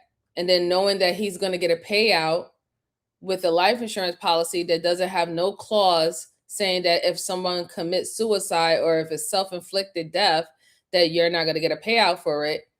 It's a win-win situation for him if you really think about it in a more insidious type of way, because he could take his wife out, which he did, still get a life insurance policy, even though on record they'll say that she self-inflicted or drugged herself or things of that sort. and he also keeps his reputation. He's not known as a murderer. He got $1.3 or $1.2 million, depending how much the life insurance is. He can pay off his debt. And also he'll have a little chump change left for his mistresses that's flying in to come see him. That's truly diabolical. That's truly diabolical. Miss J said, life insurance, he's in debt. Yep. Plot is thickening. It sure is. It sure is. On Seeking.com and took to Bozeman, Montana. This financial strain didn't stop Jim from spending his money. Did he give you, I'm guessing he paid for that trip, correct? Correct. Yep. And then did he give you any more funds other than just the trip? He did. Yeah. And how much was that? I want to say in total it was probably about $9,000. Okay. It was for the monthly allowance that we had talked about as part of a traditional sugar daddy, sugar baby relationship. According to prosecutors, Jim was the sole beneficiary on more than $4 million of life insurance policies in Angela's name. But Karen, who still believes that Angela may have caused her own tragedy, is concerned about their 6 kids. I mean, obviously my hope is that I'm right and that they don't lose a mommy and a dad, you know. No, I agree. While the detective is sympathetic to Karen's position, Angela's friends aren't as understanding. You're okay with him murdering his wife? No, yeah. That's I was just like, okay. And we interviewed her the night he was arrested, and then I interviewed her again this morning. And really it was just to get to the bottom of, did she know? Right. Is she a core conspirator? Were you involved at all? I don't think she knew. I think he schmoozed her and did ever so. I mean, she probably also doesn't know he's broke too. So her life has been blown up as well. I don't think obviously she didn't ask for this. Indeed, it's clear that the fallout from this case has affected everyone involved at the deepest level. It just is psychotic. It just is a whole another layer of just wicked. To watch your kids. Who does that? And I know we don't know anything, but just the thought of who does that. Indeed, not even Detective Olson is immune to the emotional weight of this tragedy. I have never broke down. This case, I feel so bad. It is tragic. I hate these kids.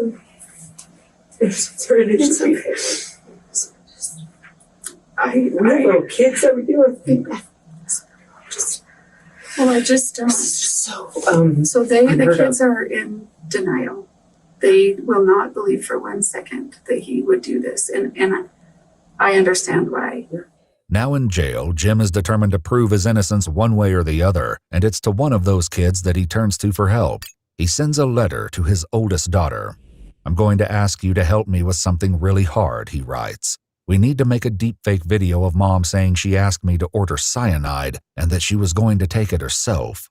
It's only the beginning of Jim's efforts to exonerate himself, as demonstrated by a call police make. Okay. This mofo right here. You were the chosen one! How the hell can you be that desperate that you now call on your oldest child to assist on writing a letter or having her say that Mom told you that she was going to take the cyanide? And the fact that you wrote that letter and think that it wasn't going to be checked and reviewed first before submitted out, you are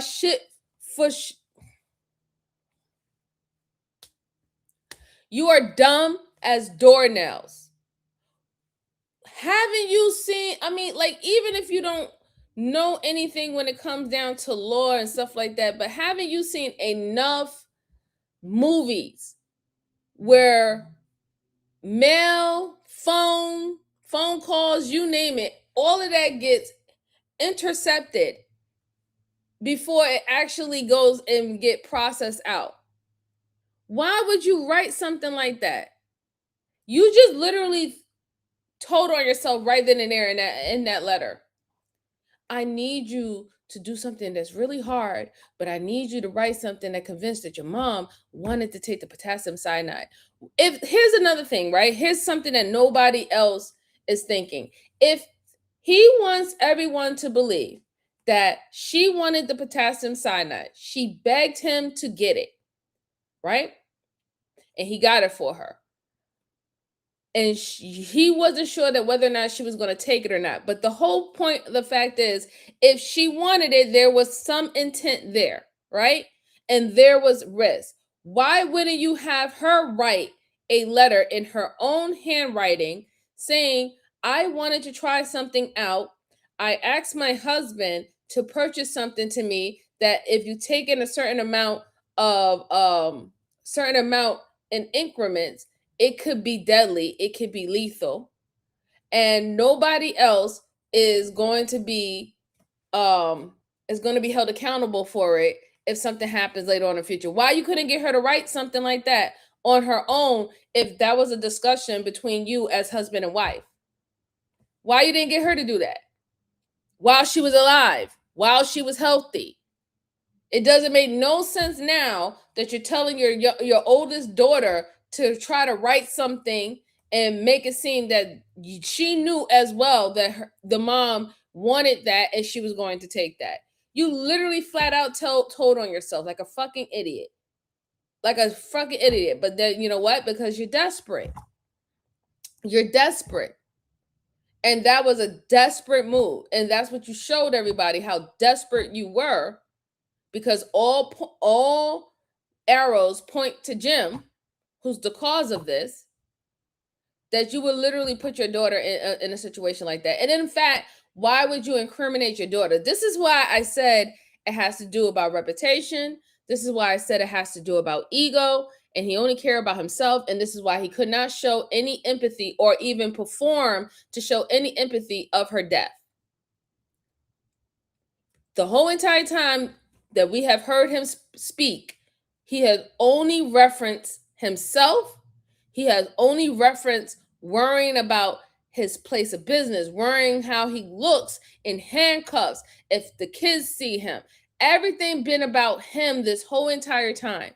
He have not shown any emotion about his wife. The only emotion that I saw about his wife is with him giggling and laughing and having a dumbass smirk on his face, talking about he doesn't want to show up at his wife's funeral with handcuffs in his hand. And to make sure that the detectives have a coat that they can put over him or something that they can put over him so he won't stand out as a sore thumb. Whew. Ooh, child. Wow, wow, wow. Put a fork in me. I'm done. Yeah, put a fork in him. Miss J said, these jailbirds never learn. All letters are read and phone calls are recorded. They don't learn. I don't understand why they think that none of that is being looked at. You don't get no rights when you become a prisoner. Your rights are taken away from you and it's limited, and they decide what rights they want to introduce you back into having. Step by step. It's a step-by-step process. It's crazy.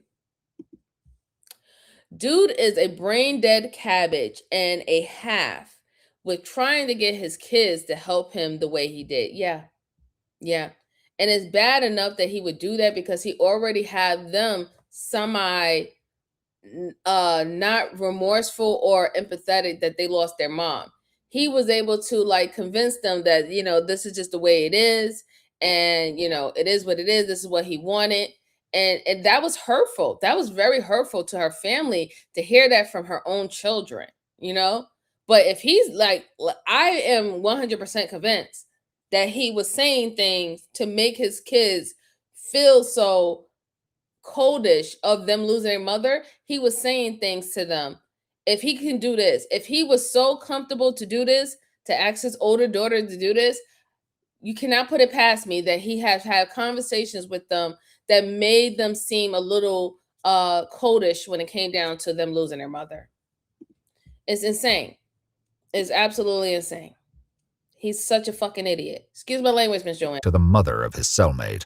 So in the letter that is addressed to both, it says Becca and Will. So I presume, obviously, you go by Becca sometimes.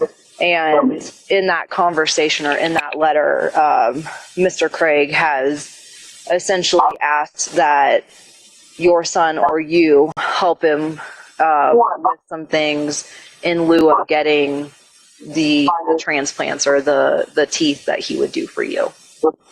Oh my gosh, what do you mean? Hey, Regina, darling. Basically, he has asked, that Happy Monday. Whoever responds to him doesn't use their legal government name, like they use like a code name, or they use, even if it's like a nickname, you know what I mean? But that way that you guys would not be traceable to him.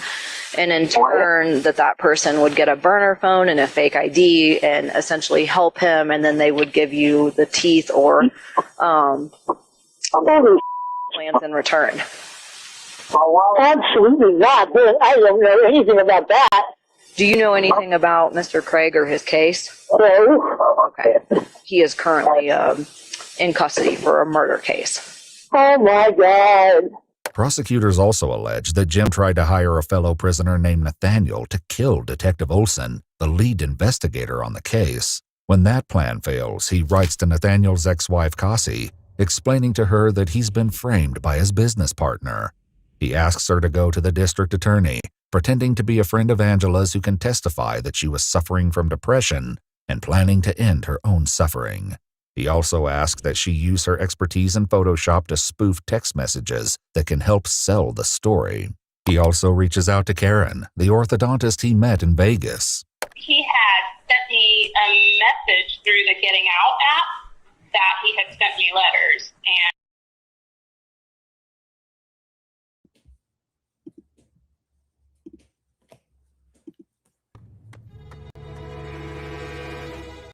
Excuse me, motherfucker.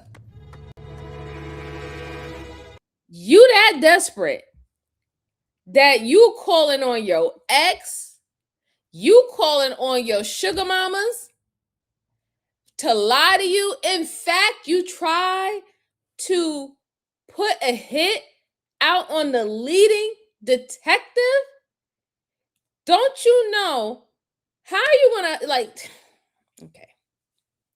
If you're hiring someone in prison, right? 9 times out of 10, if this is someone who's doing big time already, unless you're paying them a buco amount of money, they're going to sit back and they're going to listen to everything that you tell them while you're trying to make social connections in prison, because it's a very scary and dangerous place and you do need some form of protection and community. I ain't gonna lie to you. But they're gonna sit back and they're gonna listen. And then they're gonna go right to the detectives and tell them exactly what you tell them. And it's going to be some form of a plea deal or something to lower their time or get them out of trouble. Why would you even think that that was a smart move? Now I'm kind of really questioning any form of his intelligence. So he might be book smart, but when it comes down to being, well, we all know he ain't street, but even though he tried to pretend to be street, he ain't street smart, let alone he's not worldly smart. Book smart, maybe, but those other things, he don't got it. He don't got it. He don't got it. He don't got it in them. And this is why I feel like if you don't have it in them, if you don't have it in you, and you're not built for this type of lifestyle, because this criminal shit is somewhat of a lifestyle for some folks, right? For some folks, it's a lifestyle. If you're not built for it, don't do it. Don't do it. That don't make no goddamn sense. Why are you literally trying to reach out to someone in prison to put a hit on your leading detective? Sir, I would wonder, what do you think that was going to cause? Do you really think that was going to postpone your trial? Do you think that was going to postpone the investigation going forward if you take out the lead detective? No. Why you think you have a lead and you have a secondary? Sometimes you have a whole team of 3 or 4. Why did you think that taking her out was going to help you in any form or fashion? This is how I know you're a fucking idiot. You're an idiot. So now you did all this work to make yourself seem that you're innocent and that you don't understand. And it's unfortunate that you're being viewed as the potential suspect to a crime of your wife, and you prove it with your actions of while you're in prison and the notes that you continue to send. The notes that you continue to send to numerous of different people to try to help you. Why are you not speaking to your lawyer? If you got in touch with a lawyer initially, why are you not going through things with your lawyer? Why are you not having your lawyer speak to these people who can be a character witness to you? Your daughter, the women that you was cheating on, or whatever not. If you wanted to use them per se, right? Correctly. Why are you literally directly going to them and then you're telling them to do something that will incriminate them, or for them to commit perjury, or to make them seem like they was also an accomplice? And you're literally writing it down. You're writing it down so they can literally see this is your handwriting. You wrote it at such and such time. We know we have him in the county jail for such and such time, and he's writing this. You're literally sealing your deal. You're literally making it hard for your defense attorney, if you even have a attorney still. You're making it hard for them to have any freaking case for you. Especially now you try to do an assassination plot. Boy, you can't make this up. You cannot make this up. This is ridiculous. Oh my God, dude is a grade A narcissist at the very least. Yes, he is. Absolutely. He seems kind of like a psycho. I ain't gonna hold you. He's appearing as a psychopath. Yes, he is. He's showing tendencies of that because I don't understand. Like, I don't understand why he even thought that was a good idea. Now attempted red rum. Yeah. Yep. He's just added it on, right? You think you won't get charged for trying to attempt to kill a federal official? Okay. And basically just saying he was innocent, he's been taken out of the world, an innocent man with no recourse, and yada yada. You know, it's just like, okay, you know, regardless of your innocence in this death, you were such a liar. I mean, there was so much honesty. Even if you're completely innocent of how she passed away, it's like there was such a high level of just living 2 lives. Yep, 100%. Which is just mind-boggling.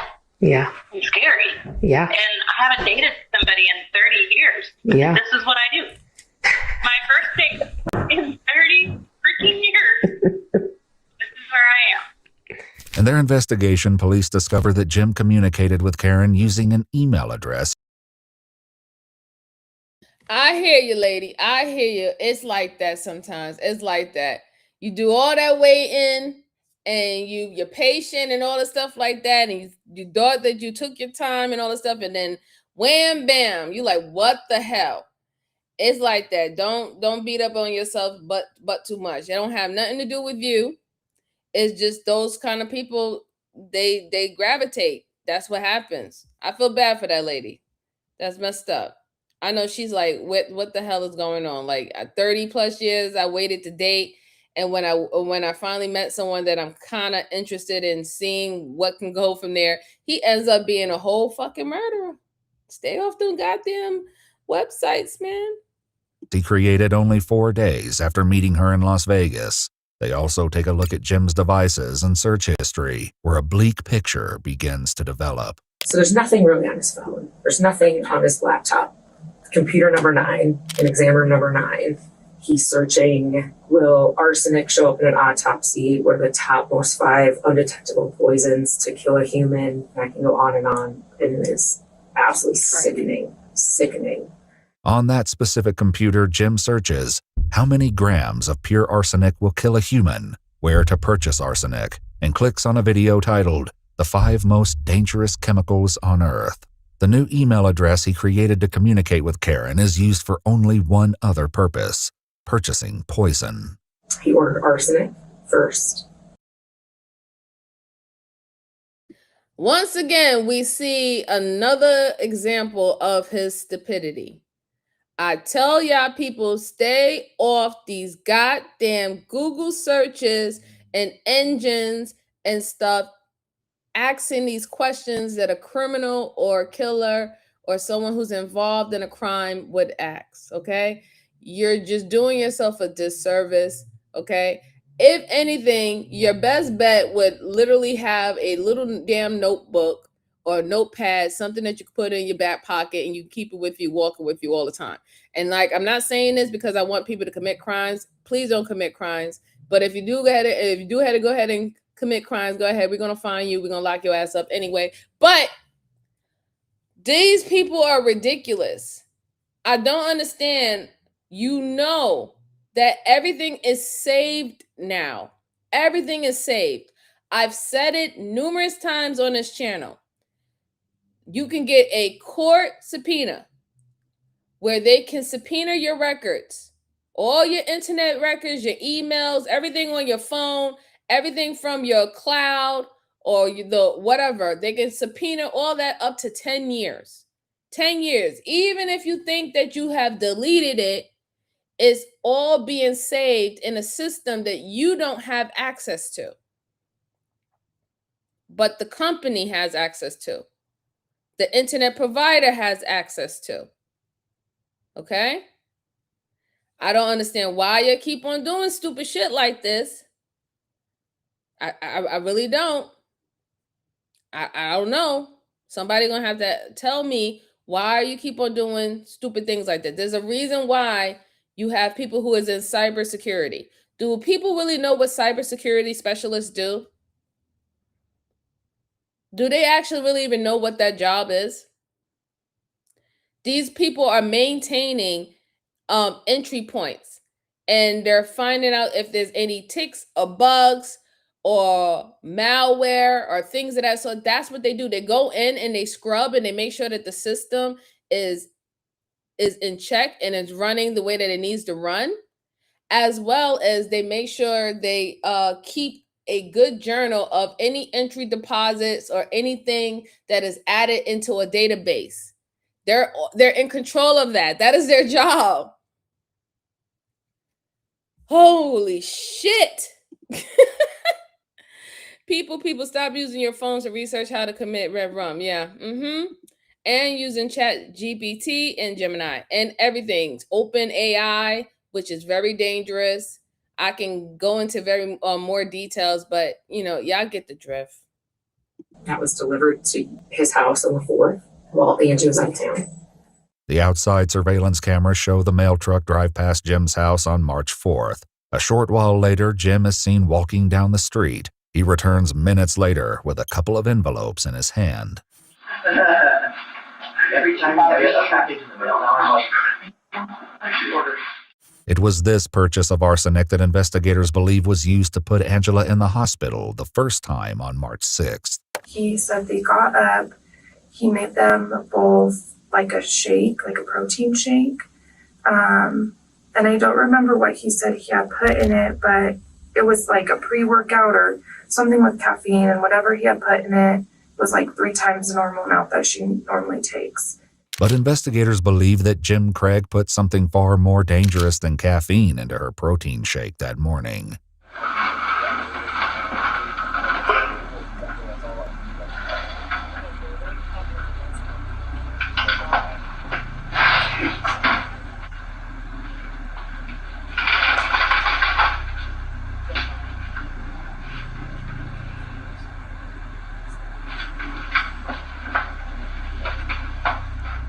Before leaving for work that morning, Jim has a question. You're kind of pale. You feel okay? It's not. It's called winter, Jen.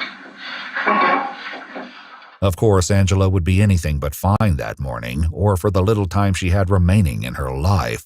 But as investigators would see for themselves, that single dose of arsenic didn't get the job done. He also ordered oleander. It's like an extremely poisonous plant, but obviously you can get the derivatives out of it. That was still en route. So actually, I think it's coming to Denver today. This guy is so diabolical. What a demon. What a freaking demon. He bought Alandria as well as the arson. This man was doing everything he can to get this woman to lose her life. Like, this is insane. Like, we can't even say, okay, he was trying to kill her slowly. No, every attempt that he have tried to poison her was a failed attempt until the last day that she got really sick. He was continuously purchasing and buying and waiting for packages to drop this poisonous drugs into her shake. That is demonic. Demonic. He was such in a rush to get rid of her. He was putting full amounts. He wasn't even literally trying to make it seem like, I want her to just slowly, and people could start seeing her withering down. No, he's literally like, no, I need her gone. I need her gone within the week. This is not moving fast enough. Like, this mofo is the worst. He is one of the worst individuals I have came across going and reviewing these cases. Like, gosh, why did you hate this woman so much? Because this is like pure hate. Why did you hate this woman so much? And then why you want her to suffer so bad? Woo. Hear from voice from the grave right on her house cam. This is something else, man. With the oleander delayed and the potassium cyanide not due for days, Jim is forced to improvise. On the night of March 8th, he leaves his house at 10:40 p.m. He arrives back home 15 minutes later at 10:55. Police later find out that during this time, he purchased 12 bottles of eye redness drops at the local grocery store. The next morning, Jim makes his wife another drink and turns the TV on for her before going to work.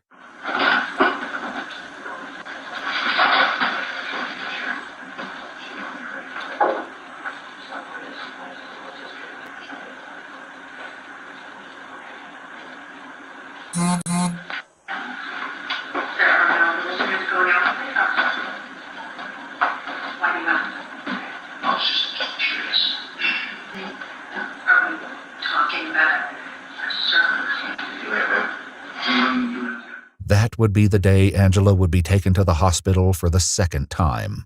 Toxicology reports would later confirm that she had tetrahydrozoline in her system at the time of her death. It's the active ingredient in Visine. When swallowed, it can cause illness.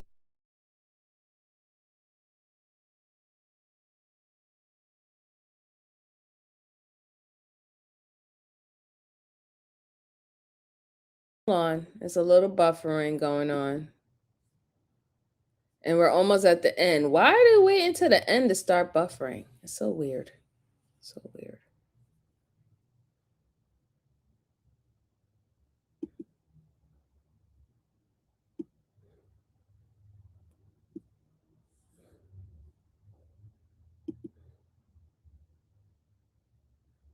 Into the hospital for the second time. Toxicology reports would later confirm that she had tetrahydrozoline in her system at the time of her death. It's the active ingredient in Visine. When swallowed, it can cause illness and even death. And yet it's still not enough to kill Angela. The package of potassium cyanide comes to Jim's office on March 13th. and investigators believe he gave her the first dose inside a capsule that was supposed to contain an antibiotic. He wrote out this timeline in his phone, basically the hours after he's confronted by Ryan and Michelle. Detective Olson says that Jim used this memo to tell the full story about Angela's desire to order poison for herself. And that she finally said, I'm just going to do it. And he said, fine, I'm done. I'm done trying to save you. I'm not going to save you this time. He said that he took the clindamycin and put potassium cyanide in the capsules. Put the potassium cyanide inside the clindamycin capsules. Didn't say that. I knew it. It is also in Jim's memo that investigators make one last horrifying realization. Even after Angela was rushed to the hospital for a final time, Jim was apparently not done yet. He says he went to university, gave her a syringe, which is, no doubt in my mind, that's potassium cyanide, gave it to her, and then he left the room. I knew it. Didn't I tell you guys when he went into her room and he stepped out within 5 minutes and left, and then he came back and checked in, and then that's when the alarms went off, and that's when he got the nurse. I told you he went in there to see if the job was done. Now we're realizing that he went in there and he put more poison in her IV with a syringe. This is how demonic this demon is, that he will even finish the job in the hospital. This is how bold he is. He is beyond narcissist behavior. He is psychotic. He is purely psychotic. He didn't even care. That's insane. You literally did finish the job while she's in the hospital.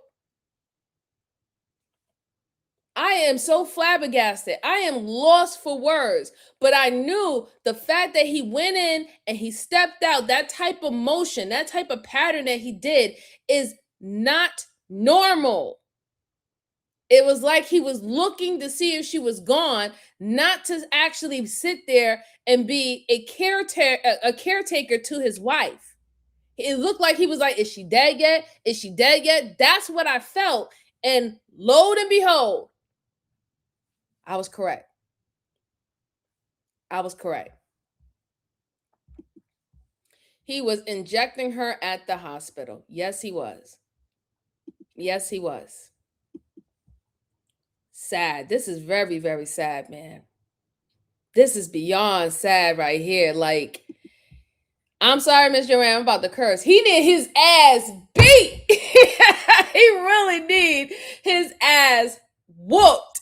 Really, really, really whooped. He is in full deserve of a ass whooping right now. Like, seriously. How crazy and demonic can you be?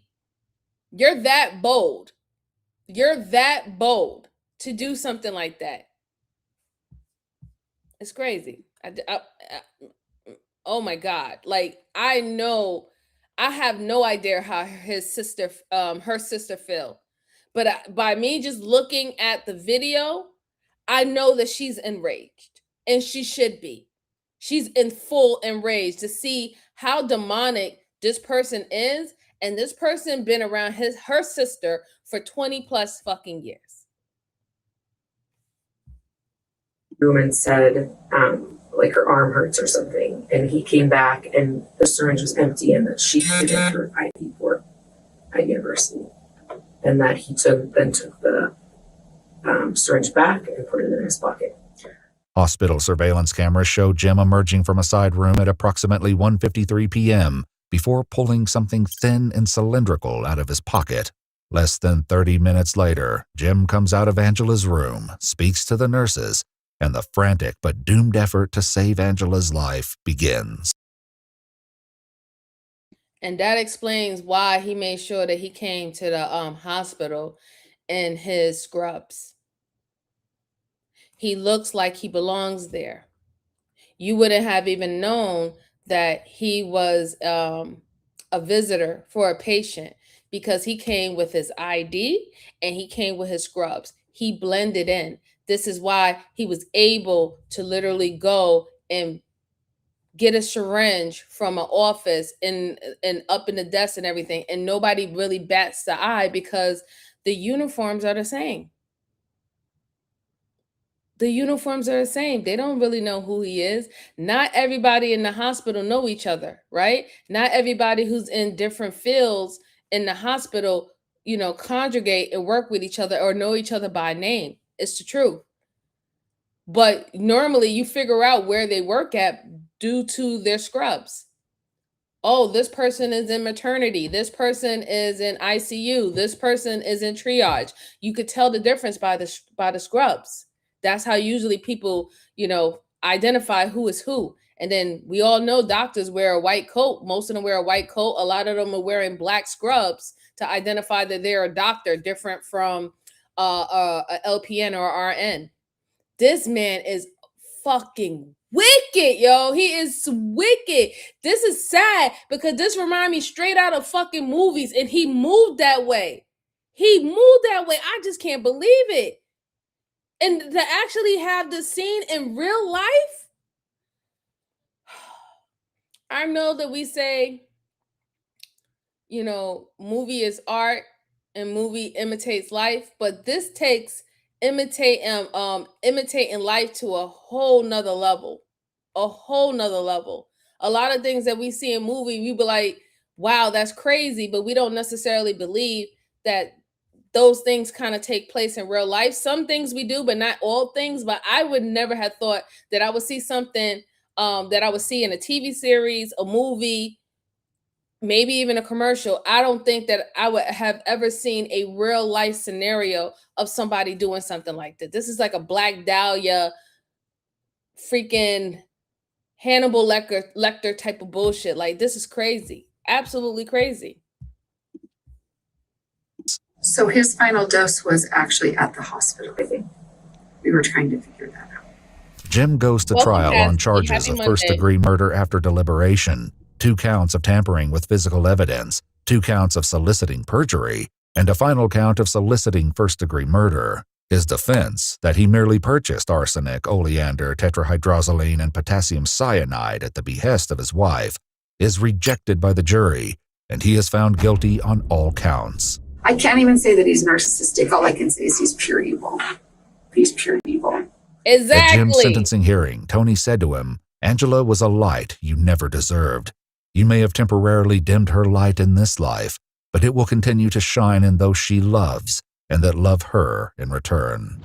In July 2025, Dr. Jim Craig is sentenced to life in prison without the possibility of parole. His wife, Angela Craig, was 43 years old.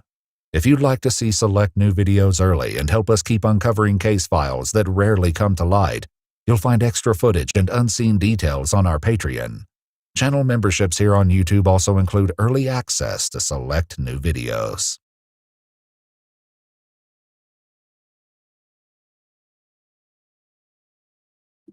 That was a very disturbing case to go over, but I'm glad we was able to go over it.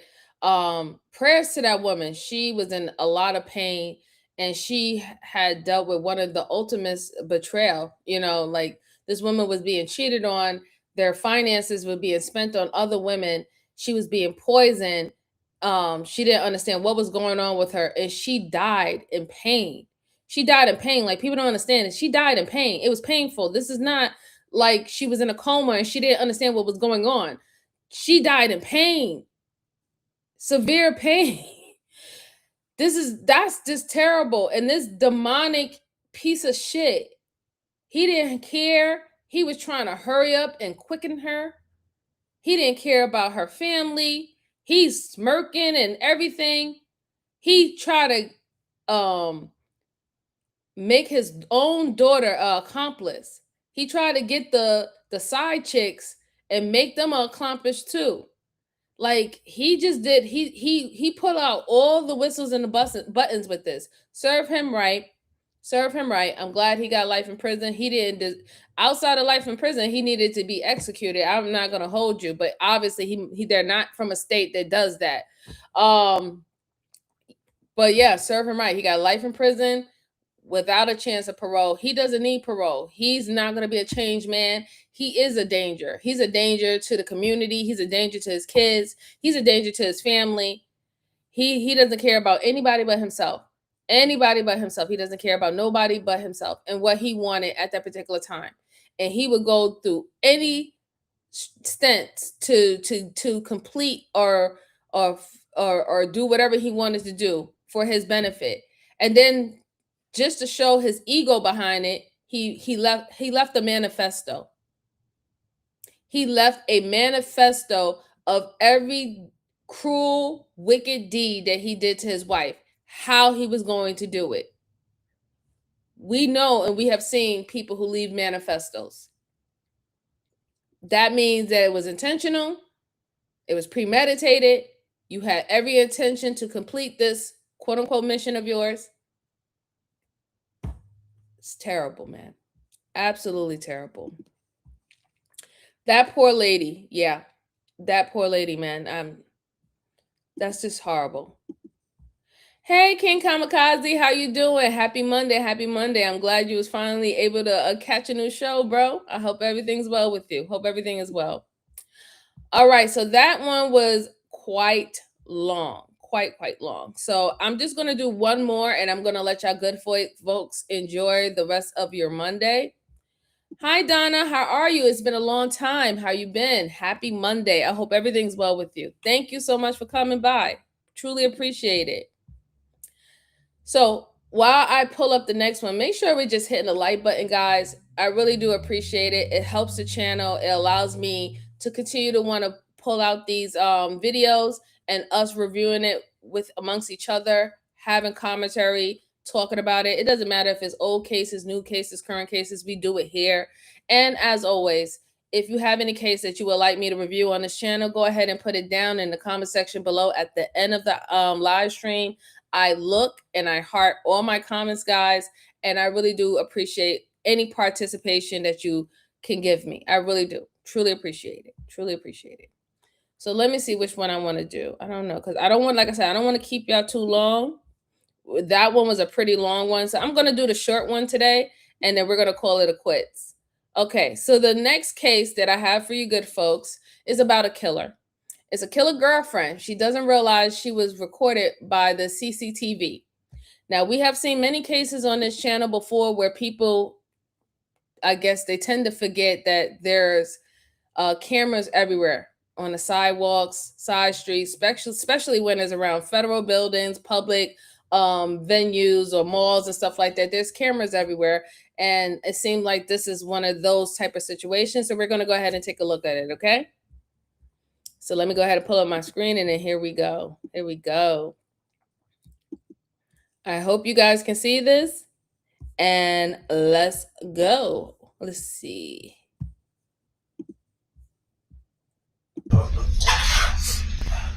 What's her name? Tara?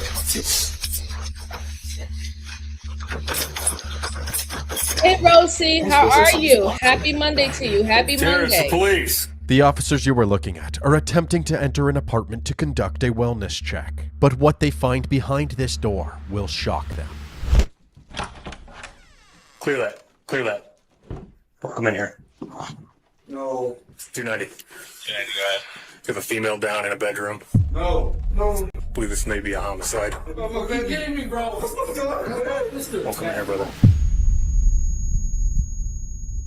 Shout out to Stay Awake.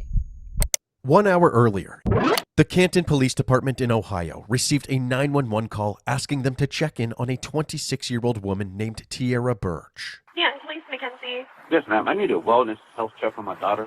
I think something's wrong. Very wrong. How old's your daughter? 26. What's her name? Tierra Birch. 2 patrol officers were immediately dispatched to Tierra's apartment. When they arrived, Tierra's father was waiting for them on the front lawn. My daughter texted me 6:39 this morning. Said she had COVID. I got off work. Came here to bring her some medicine. And nothing. Her phone goes like voicemail. I called my boy here. He ain't heard her. I called her other friend. He ain't heard her. The lady back there in that blue house. Said she seen some tall dude driving a car and somebody took laundry baskets out of her apartment. Out. The officers headed inside the building where they met Tierra's younger brother, Tyrese. When you guys call, can you guys hear her phone ring? Okay. Tierra, it's the police. With no response from Tierra, the officers were becoming increasingly concerned. But at this point, they still needed permission to access the unit if they wanted to check on her. Landlord is coming. Yeah. Okay. Unfortunately, we don't have enough to force entry, so if the landlord's on his way, we'd rather take that route. So you got a boyfriend or nothing? Yeah. Supposedly, yeah. Okay. He's supposed to be in jail, but Okay. I'll be out. Would that tall, thin male, would that match the description or Yes. of the boyfriend? Yes. Okay. Tall and dark. They got between the two of them any violent history? Well, he's got domestic with some other women in Massillon. One of the officers went back to the police cruiser and confirmed that Tierra's boyfriend Vincent was, in fact, already in custody. Well, Vincent's still in the jail. He's still in? Yeah, Vincent Ricardo Ryan is still in jail. So, Still in jail? yeah. All right, please open this door, please. The landlord arrived 10 minutes later to give the officers Tierra's key. I'm gonna give you the key and let you go in first. What's her name? Tierra?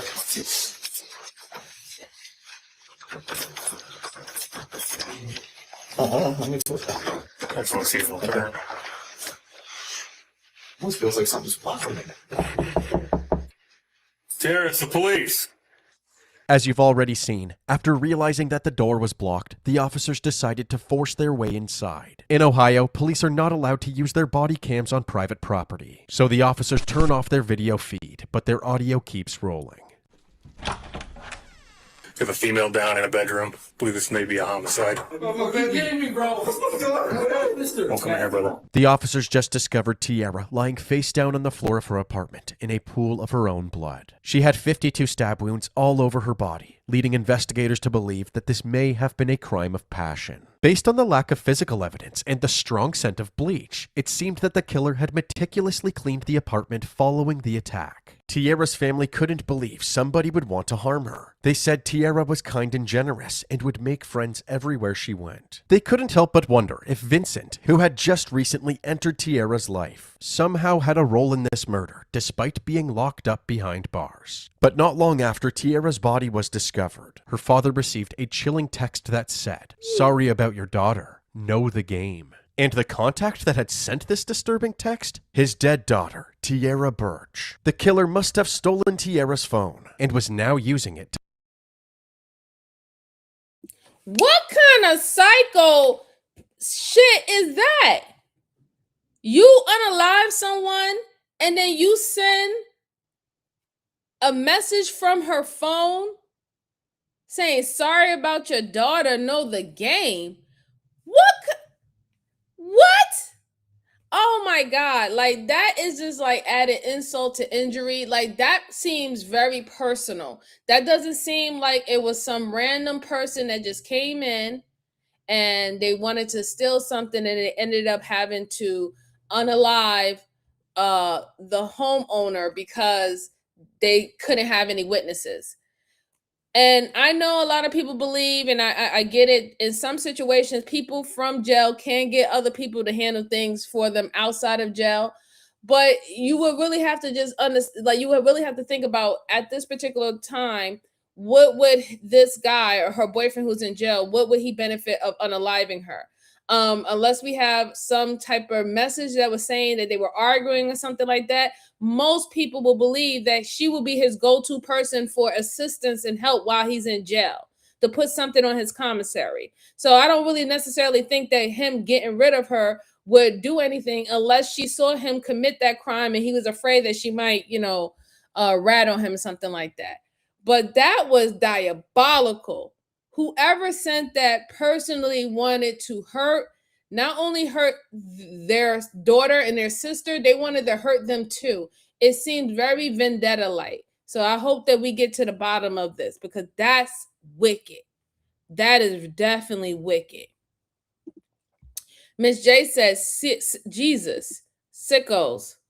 This generation is off the hook. Who you telling? I miss you too, King. I miss you too. Donna said, okay, so we're dealing with a Bellevue patient. Maybe. You're absolutely right. Maybe. She was probably messing around. He found out and he sent somebody. I think that he was probably messing around, but I don't think he sent someone. I think that person took matters in their own hands. We will see. We will get into it because this seems very vendetta, very personal. And I don't know what else can be personal if someone thinks that you stole their man or something like that. We see how those type of situations play out. But let's go on. To taunt her loved ones. However, this killer was a bit too cocky because this was actually a huge win for the investigators. They now knew that if they could find Tiara's phone, they could find Tiara's killer. They obtained the phone's location data for the past 24 hours and created a map showing exactly where the phone had pinged. They then obtained the CCTV footage from any cameras near those locations. Throughout all of the footage, there was one vehicle in particular that kept popping up. A yellow Ford Focus hatchback with a stripe on both sides. This same Ford Focus appeared on the surveillance cameras near Tiara's apartment as well, at 3:48 a.m., about a block away from Tiara's residence. The yellow Ford Focus drives into view and parks on the side of the road. Two suspects then exit the vehicle, but the footage is too dark and too blurry to identify them. The suspects walk in the direction of Tiara's apartment until they exit the frame. The detectives believed that this was just moments before Tiara was murdered. About a half hour later, one of the suspects is captured carrying something large back to their car, possibly a laundry basket. The lady back there in that blue house said she seen some tall dude driving a car and somebody took laundry baskets out. Over the next couple of hours, the suspects make multiple trips to and from Tiara's apartment, loading several more items into the car. In this footage, the suspects were most likely robbing Tiara's apartment and disposing of evidence. At 6:49 a.m., while they were still cleaning the crime scene, Tiara's father received the text from Tiara's phone saying that she was sick. My daughter texted me 6:39 this morning, says she had COVID. It is believed that this text was sent by one of the suspects pretending Tiara was still alive and attempting to delay an investigation. Fast forward to 8:20 a.m. The sun is now up and the suspects can be seen on another camera leaving Tiara's apartment for the last time, but their faces are still obscured. Not only that, but throughout all of the footage the detectives had found, the license plate on the yellow Focus was unreadable due to the poor camera quality. The problem was that the cameras they were looking at were not equipped with license plate readers, so the resolution was too low to make out any of the text on screen. The detectives were at a dead end with the surveillance footage, so they decided to speak with Tiara's boyfriend, Vincent Ryan, to see if he had any valuable information. As we mentioned earlier, Vincent was already behind bars. Vincent had been in jail for the past 10 days after being accused of aggravated burglary. But according to him, this burglary was all one big setup, and he knew exactly who was trying to frame him. This is all stemming from because I don't want to be with this chick. These chicks is playing games with y'all. They playing game with me. They for my life, sir. The chicks that Vincent is referring to are his ex-girlfriends, Asia Lindsay and Taylor Hammond. He was convinced that these women were falsely accusing him of burglary in order to ruin his life. What Vincent doesn't realize is that these women may have taken things to the next level. Were you in a relationship with Tiara Birch? Tiara Birch? Yes. There's no easy way for me to tell you this. Mm-hmm. We found her dead today. And we believe it's homicide. What? Well, where? What? Where? This is some cool. And now y'all coming here telling me Tiara is dead, sir? These two. That's who y'all need to find. These two. Immediately following this interview, detectives looked into Vincent's burglary case. They noticed that two people reported this burglary to the Massillon Police Department, a man named Jeffrey James, as well as Vincent's ex, Taylor Hammond. So the detectives contacted Taylor to ask her directly about the burglary. However, she claimed that she never went into the police station and didn't even know who Jeffrey James was. To confirm what she was saying, the detectives acquired the surveillance footage from the lobby of the Massillon Police Department. Jeffrey could clearly be seen waiting to speak to the police, but Taylor was nowhere to be found. However, there was somebody else waiting with him, and this person looked just like ex-girlfriend number 2, 38-year-old Asia Lindsay. The two can even be seen speaking to the police about the so-called burglary. After seeing this footage, the detectives working Tiara's case decided to speak with Jeffrey themselves. During this interview, Jeffrey admitted that he had actually been pressured by two of his friends to help file the police report against Vincent. His two friends were Asia Lindsay and his roommate, 31-year-old Jamal Bullock. He also pointed out that Jamal was at the police station as well when he and Asia filed the report. The detectives looked back at the footage, and at one point while Asia and Jeffrey were speaking to the police, Jamal casually walked through the lobby. It was now clear that Asia Lindsay and So it's already being proven that the guy wasn't lying. He was set up to go to jail for a burglary. But now we have to find out whether or not if they are included in unaliving his most current girlfriend, I should say, right? I think that it's the other one, the more lighter one, that was the one who did all the hacking and spacking. I don't know. I'm just looking at her, and she just seemed like that type of person that would kind of do something like that. She just had those eyes that she's vindictive and jealous in that type of way to do something like that. Remember, this girl was stabbed over 56 times, and she was left in her bedroom in the pool of her blood. This is horrible. This is literally horrible. But they all should be, held accountable. They should be responsible. And even if you really think about it too, like if he's already in jail for 10 days because of a quote unquote burglary, now the girlfriend or the current girlfriend that he's with ends up dead. Now being affiliated with his ex-girlfriend, this person, that person, two of his ex-girlfriends, I should say two of them. It does look really, really bad on him. It really does. But he didn't even flinch. He said, no, it was those two girls. And the reason why I think that he didn't even flinch to tell them to go look for those two girls, because they probably have implied that they was going to harm him or harm someone that he knows or care about due to the fact that the relationship went sour or whatever. So this is just getting really, really crazy, really, really, really fast. We already have 3 extra people implemented into the situation of a young lady losing her life. Miss J said, right, but he was too calm. King said, lock him up. Donna said, I said it was a man and a woman walking together. You did say it. You absolutely did. And Miss J said, throw away the key. Absolutely. Throw away the key. Put him under the jail cell. I don't care. and Jamal Bullock were the puppet masters behind Vincent's burglary allegations. But if the detectives wanted to prove that Asia and Jamal were also involved in Tiara's death, they somehow needed to place them at the crime scene. Since the surveillance footage was too dark and too blurry on the night of the crime, and the suspects were covering their face in all of the daytime footage, it seemed that the detectives were out of luck. Until they zoomed in on the daytime footage and saw that one of the suspects was wearing a very specific pair of Nike sneakers. They compared this to the police station footage and noticed that Jamal was wearing the exact same pair of sneakers. They also checked Asia Lindsay's vehicle records, and the vehicle currently registered under her name happened to be a yellow Ford Focus hatchback. They looked up her license plate in their traffic camera database and saw that on the morning of Tiara's murder, Asia's yellow Focus was photographed by a license plate reader as it passed through an intersection. They were finally able to zoom in on this license plate and confirm that this yellow Focus, with a stripe on both sides, belonged to Asia Lindsay. The detectives now believed that they had enough evidence to charge Asia and Jamal with complicity to murder. So just 2 days after Tiara was killed, officers tracked them down and placed them both under arrest. Can you say something? I'm like so lost right now. The officers refused to give Asia any information as she sat there in shock. Okay, now can somebody say something to me? We're going to right downtown. Okay. Despite being completely caught off guard, Asia was also very calm and cooperative. After arriving at the police station, she was brought directly into the interrogation room for questioning. All right, so we have to talk about some stuff. We're going to add this to another tip from MJ. If you're going to commit crimes, do not have things that is distinctly something that can identify you. Meaning your car, certain things that you wear. You want to be as plain Jane as possible if you're going to commit a crime. That banana car was like, I guess that was pretty much one of the biggest things that sealed the deal. It really was.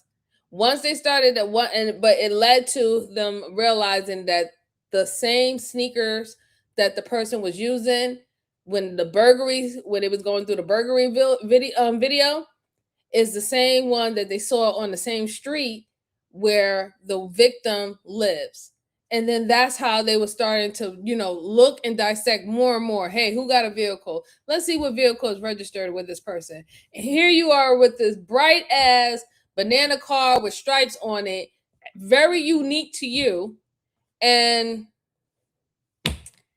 I don't know. So I say this again. Don't commit crimes. Please don't commit crimes. Stop doing that stupid shit. Stop doing that. Stop being a menace. Don't be a menace to society, right? But if you're going to do that, please be smart. Stop having eyesores that can quickly identify you. Because then it beats the purpose of you trying to be sneaky and cunning. I'm just saying. Within 48 hours are crucial. Yes, it is. Definitely. Like that banana car. Not MJ, get out my head. Yes, please tap the like button for me. Truly appreciate it. It helps the channel. Or you can hit the down button. Still helps the channel. Keeps me in the algorithm, guys. Truly appreciate it. All right, let's go ahead and finish this out. I think we got like a couple more minutes left. 19 minutes left, I think. Or 8 more. Because I think that you are able to tell me the truth. And I will. I'm not going to sit here and lie to you about anything. Like, you got to understand one thing about me is I'm a very, very, very, very honest person. I've done bad things, okay? And when I've gotten caught, I never lied. I told the truth. The detectives finally informed Asia that she was under arrest for the murder of Tierra Birch. Before they could ask her any questions, Asia immediately started explaining why she was near Tierra's residence that night. I was selling.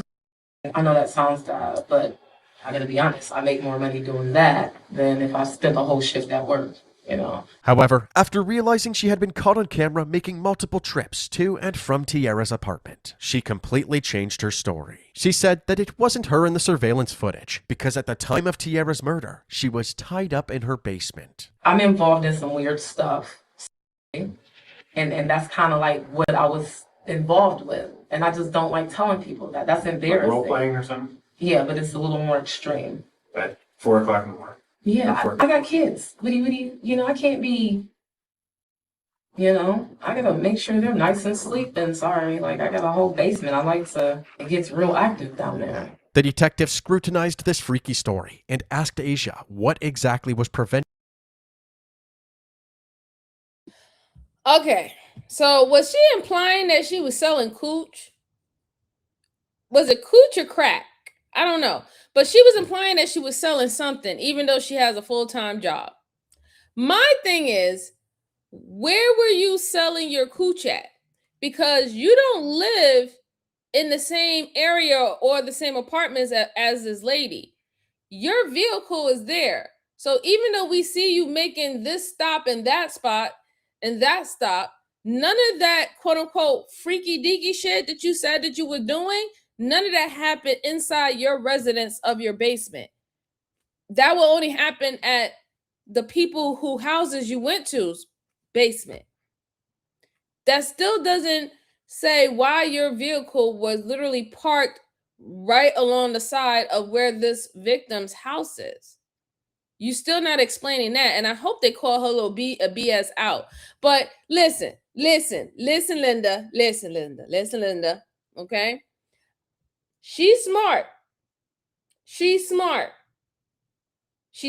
and she dumb at the same damn time, because she felt that it would be very reasonable for them to believe that she might be out there selling coke or coochie than her being a killer. Okay?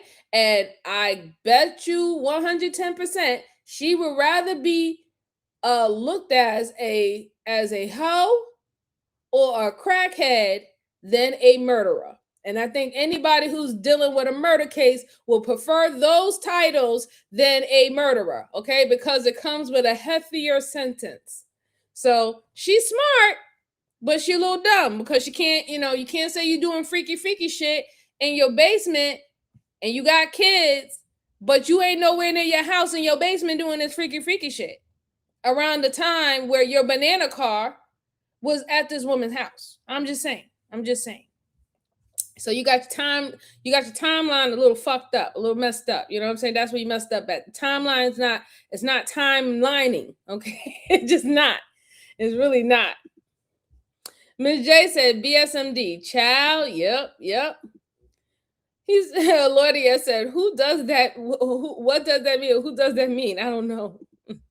She is boosting. That was her and that guy. I think so too, Donna. Absolutely. I think that definitely was her. She probably gonna say she let somebody borrow it. That's another thing that she'll probably say too. But then who? She would have to give up that person's name and everything as well. Yes, listen, Linda. Listen. She ain't that smart. Watch. I mean, she dumb, but I'll say, okay, we'll change it. You're right, Donna. She's not smart. She's conniving or cunning. I'll say that. Not smart. You don't have to be, just because you could think on your toes doesn't necessarily mean that you're smart. She just know how to put something out there or respond quickly. I'll just say that. If she's getting Gucci, whatever it's called, or somewhere else from other people, why would she murder the girl? She's lying. Right. All right. Her from leaving her basement. My leash has a freaking timer on it when it unlocks and lets you loose. And it was not set to let me loose until 6:30. Asia stuck to this story for the rest of her interview and kept insisting that she was the most honest person in the world. The detectives pushed back, claiming that Asia was the angry and jealous mastermind behind this entire plan. She first needed Vincent in jail so Tierra would be left alone, giving Asia the chance to kill her. Asia firmly denied these allegations. I have no issue with that girl. I don't even give a damn that Vince was gone. You do. You were hoping he was going to come back to you. You're jealous thing. With no progress being made and no physical evidence to disprove Asia's story, the detectives decided to wrap things up and move on to Jamal. Were you with Asia on the 19th? Yeah, that just caught me off guard. She said Cameras leash, in every a house leash almost. timer. So now I'm giving you a chance to be honest. Jamal wasn't budging either, so the detectives left to grab the surveillance footage. While Jamal sat alone in the interrogation room, it seemed that reality was starting to set in. He seemed much more nervous than Asia, especially after seeing the surveillance footage. The detectives noticed this and wasted no time upping the pressure. I want you to tell me the truth. I don't want you to tell me something you think I want to hear. I don't want you to tell me something you don't know. I want the whole truth. Okay? Hey, how you doing? Shout out How to did Asia kill her? Detroit. Happy Monday. I kind of understand where you're coming Stop from. saying you don't know, man. How did she kill her? Stabbed her. Yes, stabbed her. I was scared. Oh, but he I didn't never folded. put her to that she would be out here doing something like this. I didn't mean for it to go like that. Ain't that some shit? Yo, he folded. Not even the girl. He folded. You were the chosen one. He folded like a flat iron. Wow. Wow. That's crazy. He folded mad quick. You were the chosen one. My guy. Okay. I think the reason why he folded is because once he saw that video and they was able to identify him with the sneakers, he was like, listen, I have to get in first and tell them what they need to do and try to get as less time as possible. And I don't care about this chick. This chick don't mean nothing to me. Like he's like, fuck this chick, you know what I'm saying? God, yes, Miss J, he folded like a chair, like literally, like oh my God, that wasn't even no more than 3 minutes. Oh God, it was like no more than 3 minutes, and he just literally caved in, like he folded like a transformer. Damn. Oh my God. That is funny, but it's not funny. The situation is not funny, but the fact that he folded the way that he did is hilarious. These people who do these crimes and think they so fucking tough and they tough guys and all the stuff like that, but just a little bit amount of pressure and look how you buckle. Right. But he's just as guilty because he was robbing the place and he was there. He actually just admitted that he was stabbing her. He was a part of stabbing her. So he's more guilty than just robbing. Yeah, I know. I'm very anime. I know. Yes, Donna, he watched the rob and left the girl. And Donna said, well, she says she saw her ass, so maybe he was paying for it too. Man, listen, I don't get. Navigate, say bye-bye. No. I can't believe he folded that way. Jamal said that when he initially agreed to help Asia, the plan was to put Vincent in jail, then steal his items from Tierra's apartment. According to him, Asia never mentioned a plan to murder Tierra, and he never expected her to be capable of something so sinister. It makes me feel like that. So she would kill me. I'm sorry what happened. And if I can do anything different, then she would not be dead right now. The interview was concluded, and Jamal was charged with involuntary manslaughter and aggravated burglary. Asia's complicity to murder charge was then upgraded to aggravated murder. Both of them pled guilty. Jamal was sentenced to 20 to 25 years in prison, while Asia was sentenced to 20 years to life. 1 year after his conviction, in a last-ditch effort, Jamal claimed that he was never informed of his right to appeal his sentence or the procedural aspects of his plea bargain. So he tried to file his appeal late, but this motion was denied. His first parole hearing is scheduled for November of 2041, while Asia's first parole hearing is scheduled for January of 2042. If Asia's parole is denied, she will likely spend the rest of her natural life behind bars. Something many people were hoping for, long before Tierra's murder. Back in 2010, 32-year-old father of three, Nino Bennett, was having a night out at a Canton bar called Frames Tavern. At one point, Nino got into a full-on fist fight. He then left the bar and began walking down Lennis Avenue. Moments later, Nino sustained multiple traumatic injuries after being crushed by the motor vehicle. He died shortly after. The Canton police.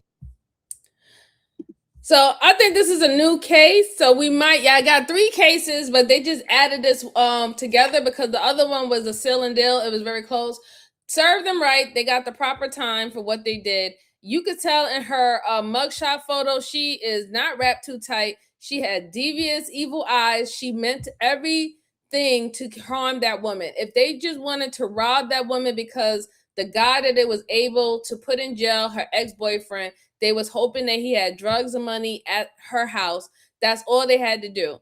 She ended up stabbing her 56 times for what? It was very personal. You were mad that she was dating your guy. You thought that he belongs to you and nobody else should have him.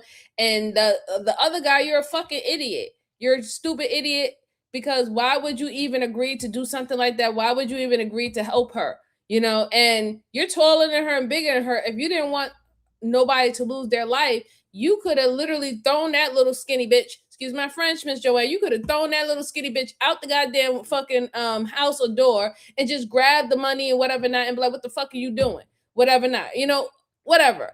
But the fact is that you was down on it and you didn't give a fuck, you didn't care, and that's why you got the amount of time that you did. You could have had solved and fixed that shit the whole entire time, and you decided that you didn't want to.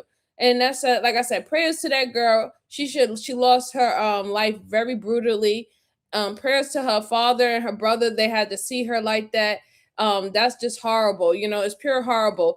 And it's sad too for the guy that's in jail, that's serving time, because you know, we don't know about what their situation dynamic was, but he did seem like he was kind of distraught and hurt the fact that that she was unalive, and he automatically knew who it had to be. It had to be one of these crazy ex-girlfriends that he had. So just keep in mind that, you know, we all, men and women, we all have to be careful who we're dating and who we let into our life.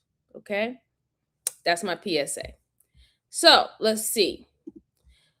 Why he got more than her?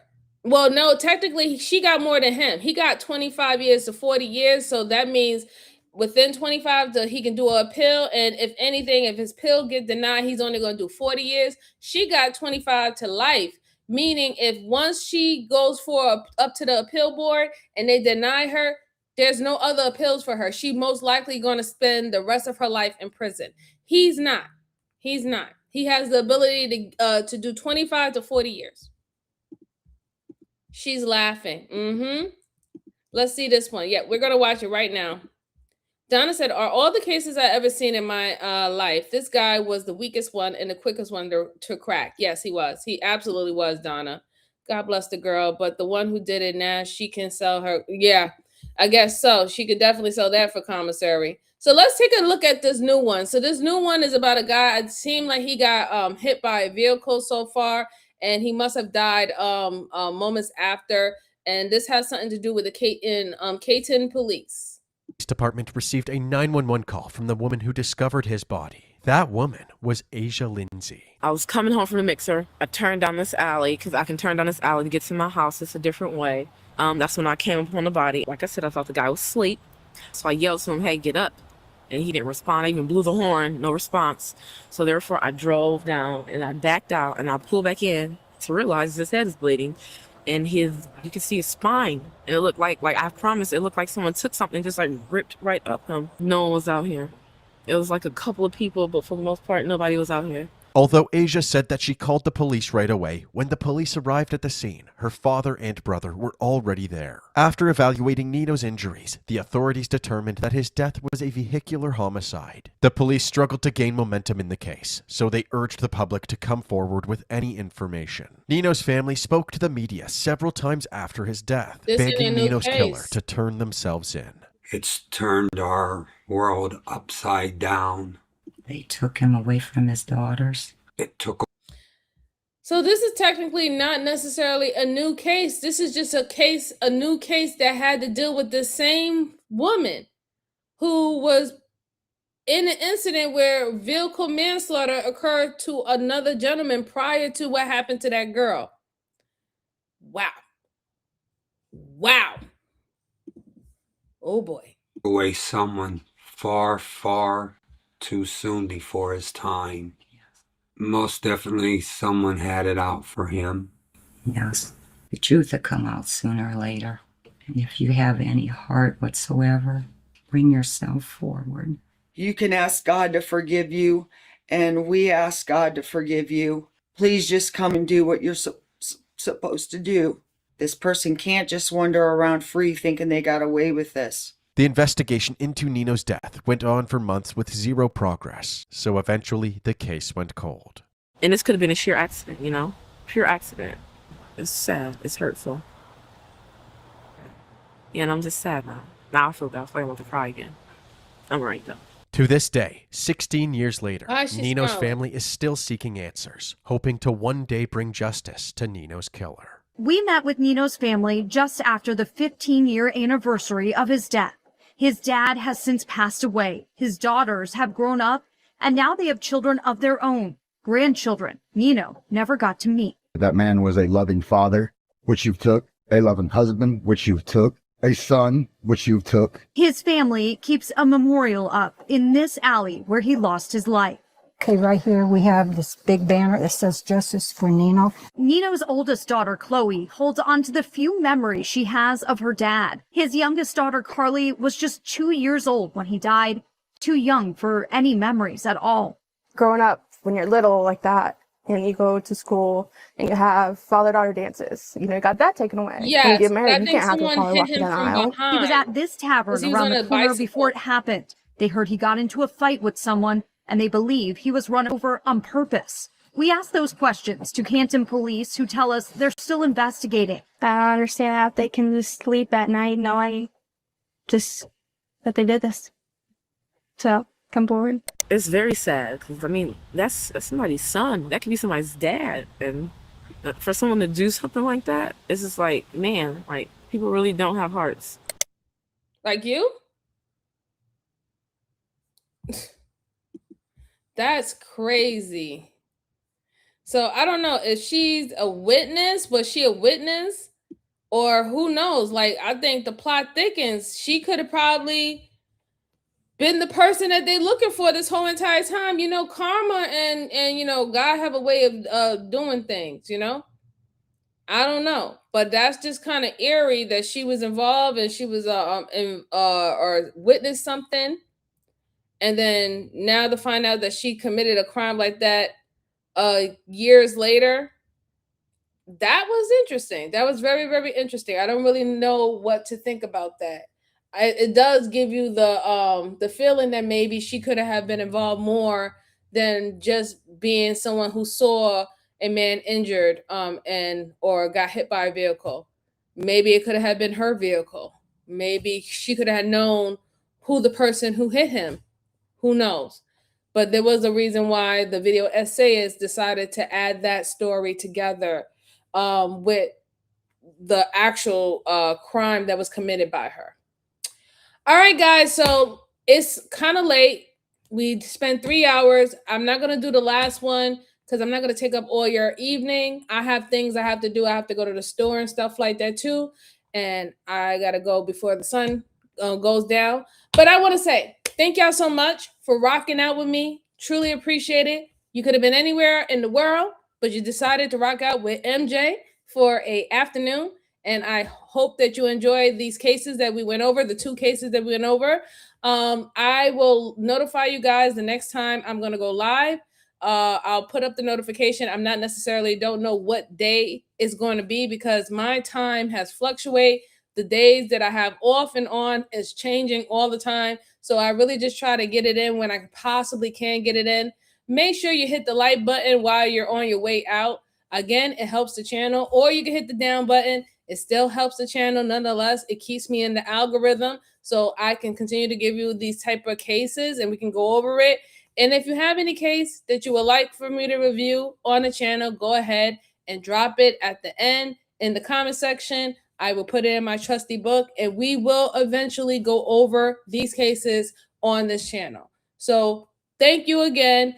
Enjoy the rest of your Monday evening or Tuesday morning because I know I have viewers from different parts of the world and I truly appreciate y'all to come spend time with me too. Really do. And I will see you on the next one. Thank you so much, guys. Talk to you later. Take care. Bye-bye.